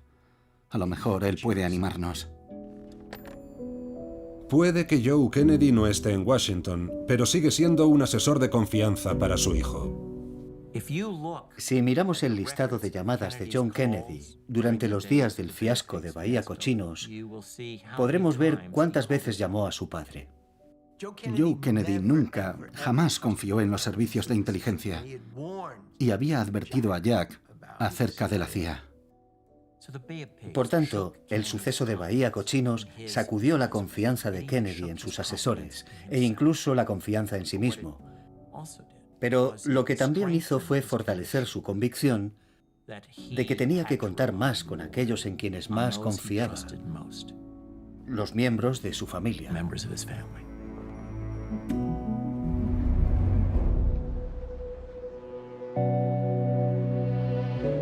Creo que este país debe comprometerse a lograr el objetivo, antes de que concluya esta década, de poner a un hombre en la Luna y devolverlo a la Tierra sano y salvo.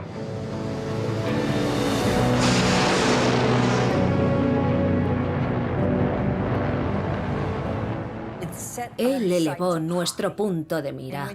Y cuando miras arriba, piensas en algo más que en ti mismo. Es sencillamente fantástico. En mayo de 1961, JFK anuncia al mundo un proyecto extraordinariamente ambicioso. Ha llegado la hora de dar pasos más grandes, la hora de una nueva y extraordinaria empresa estadounidense. Los soviéticos ya habían enviado al primer hombre al espacio y después del fiasco de Bahía Cochinos, Jack no se podía permitir que Estados Unidos se quedase atrás. Estados Unidos estaba inmerso en una carrera espacial con los rusos. No solo intentábamos derrotar a los soviéticos militarmente, intentábamos derrotarlos en nuevas fronteras. Esa es la filosofía de vida de Kennedy, es decir, ganar a toda costa. No basta con llegar en segunda posición, y eso fue lo que su padre les enseñó desde que eran niños. Mientras Jack proyecta la superioridad de su país en el mundo, en casa, una lucha desesperada por los derechos civiles está desgarrando a Estados Unidos.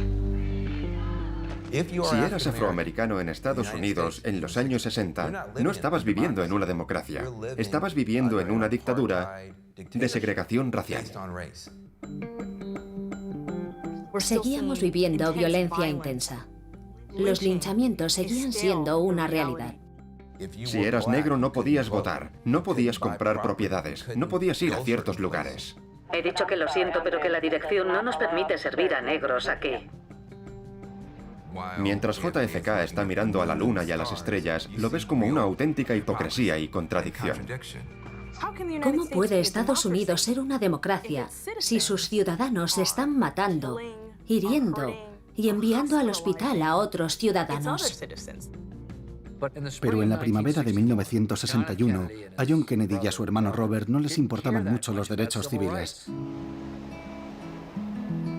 Jack y Bobby Kennedy crecieron en un ambiente de riqueza y privilegio. Nunca vieron afroamericanos que no fueran camareros atendiendo mesas.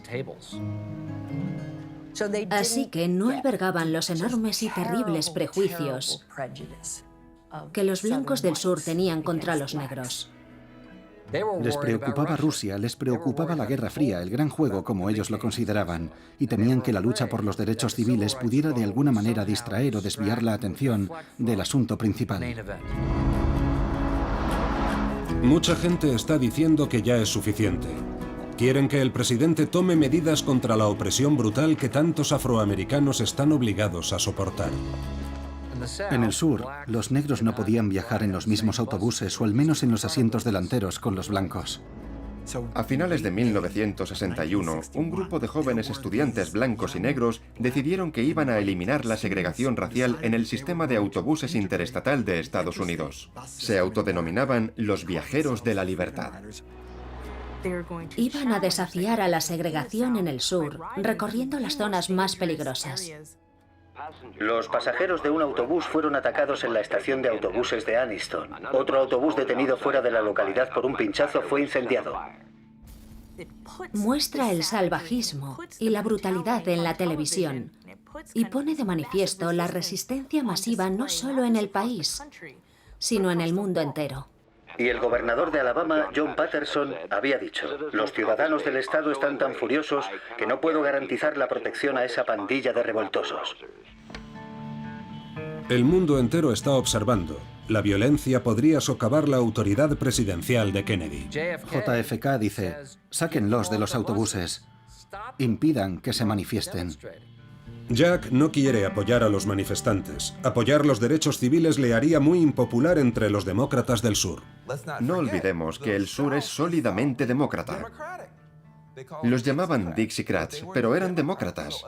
Así que una gran parte de la base del poder de los Kennedy Se encuentra en el sur. En un intento desesperado por calmar la situación, Bobby hace una llamada. Bobby intentó convencer a los viajeros de la libertad de que se calmaran un poco y no dejaran en evidencia al presidente. La maravillosa respuesta de los jóvenes líderes de los derechos civiles fue: hemos estado calmándonos y frenándonos durante 50 años, así que vamos a seguir.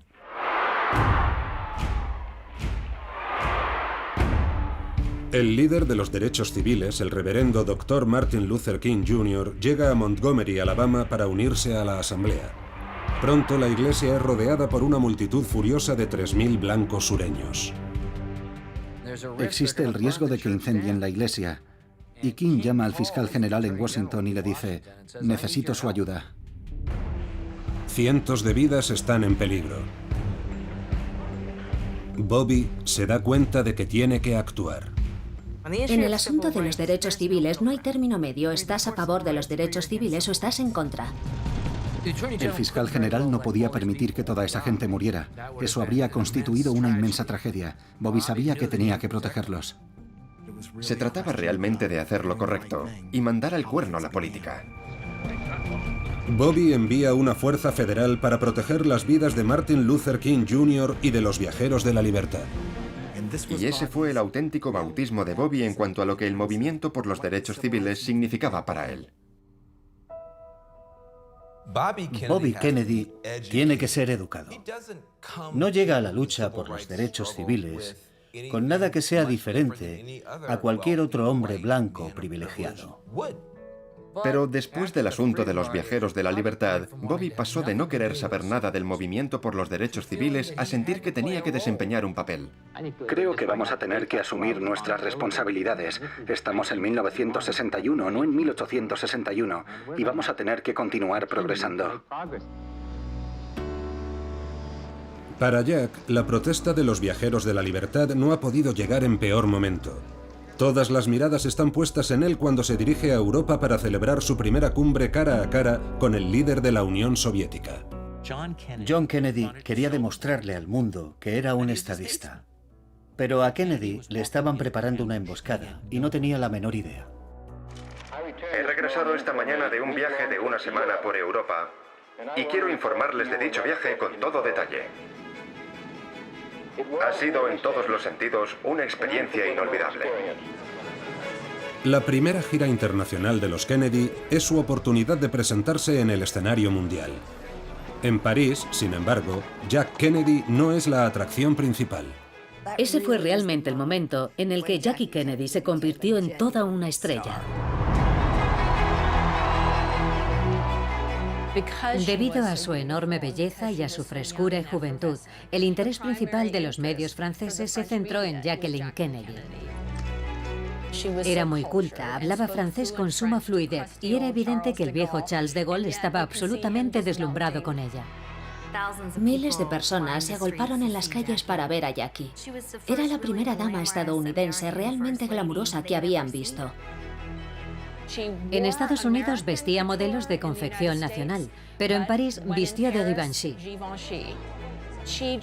Sabía cómo presentarse para aprovechar al máximo su personalidad, su belleza y la moda. Nunca habíamos visto a una primera dama en la era de la televisión convertirse en la protagonista de la historia. Tuvo un impacto enorme. Y Jack reconoció que había sido muy ventajoso para él. No creo que sea del todo inapropiado presentarme ante este público. Soy el hombre que ha acompañado a Jacqueline Kennedy a París y lo he disfrutado. París es un triunfo para los Kennedy, pero su próxima parada, Viena, constituye la auténtica prueba de fuego para el joven presidente. Por primera vez se encuentra con el líder de la Unión Soviética, Nikita Khrushchev. En 1961 el mundo está preocupado por la guerra nuclear y acoge con satisfacción una cumbre entre el jefe de la Unión Soviética, Khrushchev, y el presidente Kennedy. Lo que Kennedy quería hacer era mostrarle al mundo: puedo encontrar un lenguaje común con este hombre. Podemos hacer negocios. En el histórico Palacio de Schönbrunn, una cena de Estado reúne al señor y la señora Kennedy y al señor y la señora Khrushchev juntos. Durante 2 días de conversaciones, Jack lanza toda una ofensiva de seducción encabezada por la primera dama. Disfrutaron de un banquete encantador. Khrushchev se sentó junto a Jackie y ella hizo todo lo posible por cautivarlo. El señor Khrushchev disfrutó visiblemente de la velada con la glamurosa primera dama estadounidense e incluso insistió en estrechar su mano antes que la de su esposo. Esa noche hay otro Kennedy cenando con los Khrushchev, la madre de Jack, Rose. John Kennedy no quería que su madre los acompañara. No quería llevar una gran delegación familiar en su viaje a Europa, pero su madre insistió. Su madre adoraba ser el centro de atención. Le interesaba el poder y le gustaba codearse con personajes poderosos. Lejos de los banquetes y las cámaras, Jack tiene una importante misión en Viena. Ambas partes tienen suficientes misiles para destruir el mundo, y Kennedy pretende llegar a un acuerdo sobre desarme nuclear con Khrushchev. John Kennedy estaba profundamente preocupado por el riesgo nuclear y temía que la Guerra Fría se les fuera de las manos. Desde la invasión de la Bahía de Cochinos, Jack ya no tiene plena confianza en sus propios asesores. A los Kennedy siempre les gustó operar en diferentes vías. Siempre les gustó hacer cosas en privado a través de la familia. Y Jack siempre utilizó a Bobby como emisario secreto con sus amigos y con sus enemigos. En Washington, Bobby ha llegado tan lejos como para mantener reuniones secretas con un espía ruso con el fin de abrir un canal extraoficial entre el presidente y Khrushchev. Era algo bastante extraordinario. Cosas así probablemente nunca habían sucedido antes. Kennedy se había arriesgado al encargar a Bobby que organizara ese canal extraoficial y tenía la esperanza de que los soviéticos respondieran. A Bobby, a través del espía ruso, le habían inducido a creer que Khrushchev estaba dispuesto a mantener conversaciones sobre armamento nuclear. Al final resultó que no estaba interesado lo más mínimo. Khrushchev tiene una sola agenda, Berlín. Dividida entre los rusos y el bloque occidental después de la Segunda Guerra Mundial, la gente acude en tropel al Berlín oriental controlado por los soviéticos para huir del comunismo. Es un motivo continuo de vergüenza para Khrushchev. La gente huye de la parte oriental hacia el oeste y Khrushchev quiere detener esa oleada de refugiados. Celebraron una reunión en Viena que duró 5 horas y fue un completo desastre. El líder soviético exige algo imposible. Quiere que Kennedy entregue el sector occidental de Berlín. Khrushchev pretende intimidar a Kennedy. No había nada que Kennedy pudiera decirle excepto renuncio a Berlín Occidental para contentar a Khrushchev. El mandatario ruso estaba decidido a poner a Kennedy entre la espada y la pared. A pesar de todos sus esfuerzos, Jack se siente humillado. Abandona la cumbre sin lograr el menor resultado. En las primeras reuniones de Kennedy con la prensa tras la cumbre de Viena habló sin ambajes. Estaba abatido y no lo ocultó. Puedo decirles ahora que han sido 2 días muy discretos. No se ha buscado ni obtenido ningún progreso espectacular. 2 meses después, Khrushchev levantó el muro de Berlín, separando Berlín Oriental del Berlín Occidental, y Kennedy no hizo nada. Khrushchev va un paso más allá. Al probar armas nucleares aún más potentes, destruye las esperanzas de Kennedy de frenar la carrera armamentista. Kennedy comprendió que los soviéticos no estaban tan comprometidos como él en evitar la guerra y que el mundo se encaminaba hacia un lugar muy peligroso.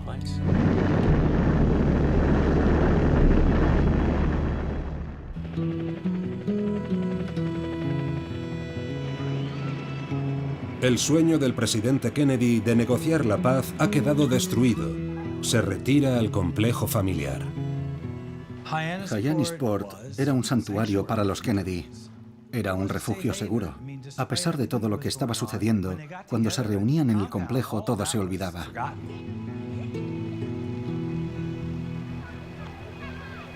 Jack encuentra consuelo en su familia, cada día más amplia y numerosa.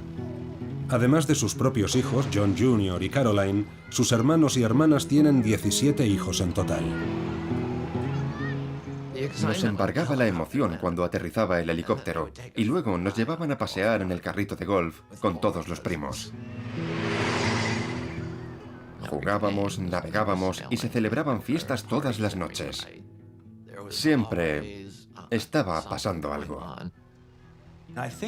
Creo que eran aquellos momentos en familia los que les ayudaban a mantener la cordura y a centrarse en quiénes eran y cuál era su misión. Y en especial en sus objetivos políticos, porque allí se hablaba largo y tendido de política. Era el centro neurálgico del poder. Puede que los Kennedy tengan poder, pero Jack se siente frustrado por las dificultades para lograr un progreso real. Necesita a su hermano ahora más que nunca. Bobby se convirtió en su brazo derecho para la aplicación de las leyes, en su principal consejero de política exterior, en su principal asesor político y en lo más parecido que hemos tenido y que nunca llegaremos a tener, a un copresidente. Aún resulta sorprendente a día de hoy que tuviéramos a estos dos hermanos que básicamente llevaban juntos las riendas del país. Sin embargo, hay una batalla en la que Bobby Kennedy está decidido a luchar por su cuenta: el enfrentamiento con la mafia. La mafia tenía un poder enorme en este país y había extendido sus poderosos tentáculos en la política, en el mundo del espectáculo y en el gobierno. Eran muy poderosos. Estaban bien conectados políticamente y cuando los investigabas, ¿con quién te tropezabas? Te tropezabas con un funcionario electo.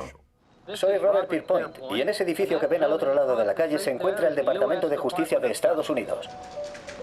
Desde la década de 1950, Bobby ha estado erradicando la corrupción en los sindicatos infiltrados por la mafia. El fiscal general rara vez sale de su despacho antes de las 8 de la noche.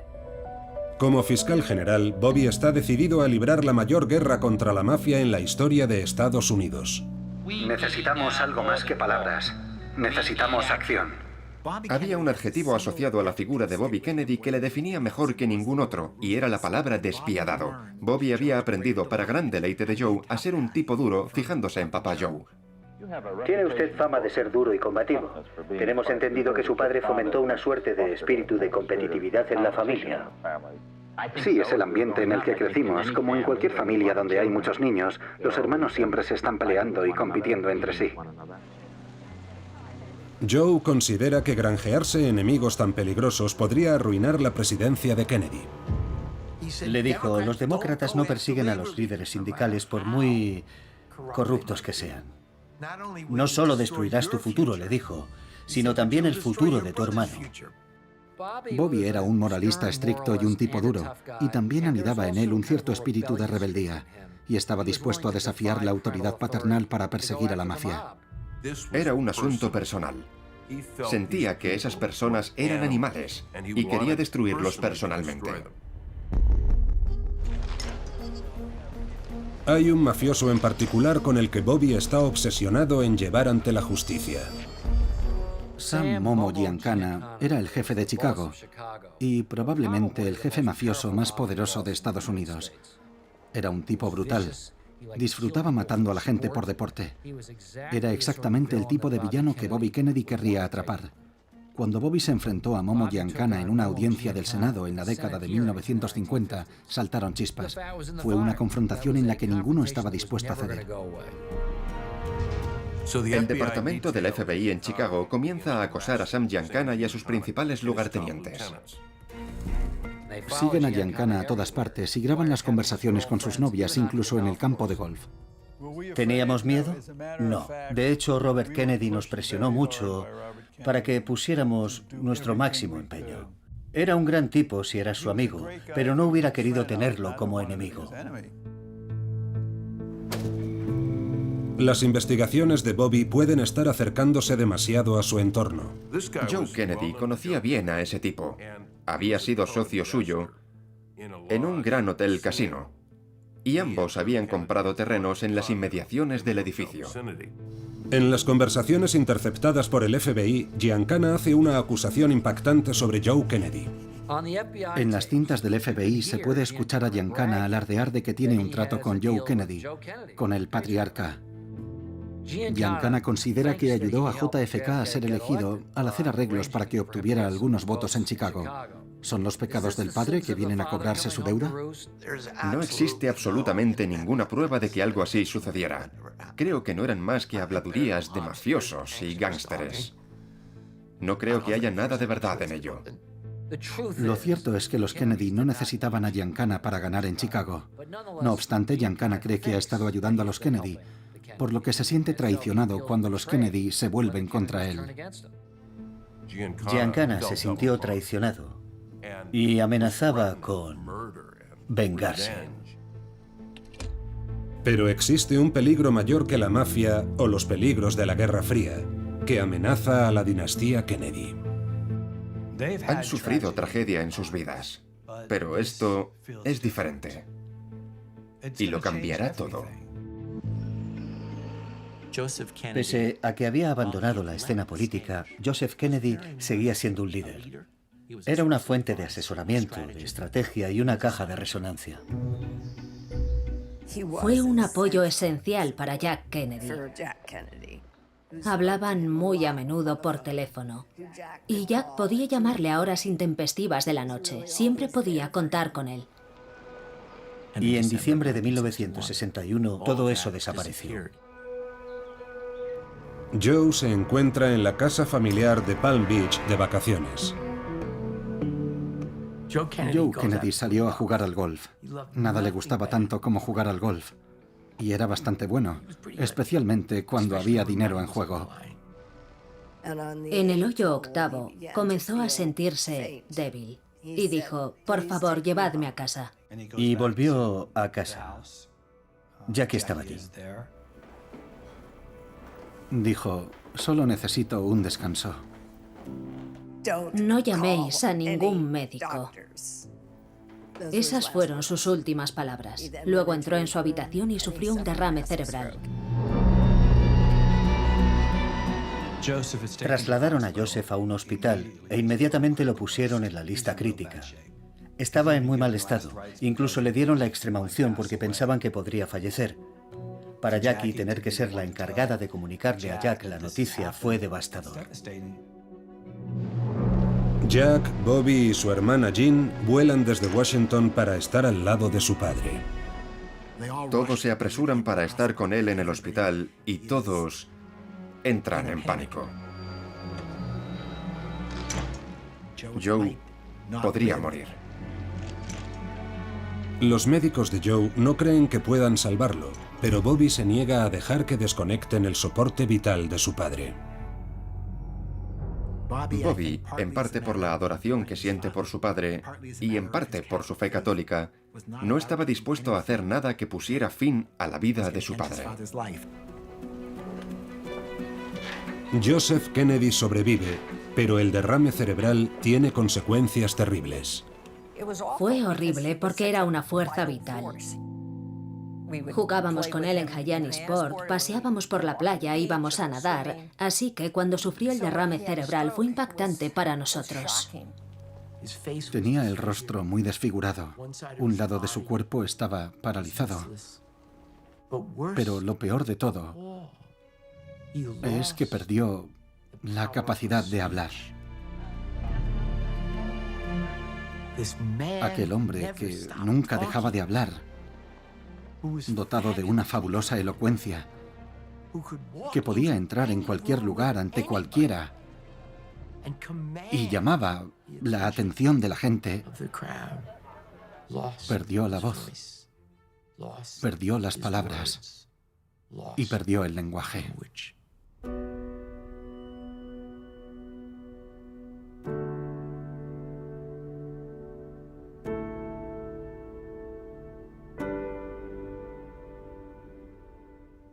En la familia siempre hubo la sensación de que mientras Joseph estuviera al timón, las cosas funcionarían. Joe era el arquitecto de todo. Y quedar al margen cuando finalmente habían alcanzado la meta fue una tragedia para él.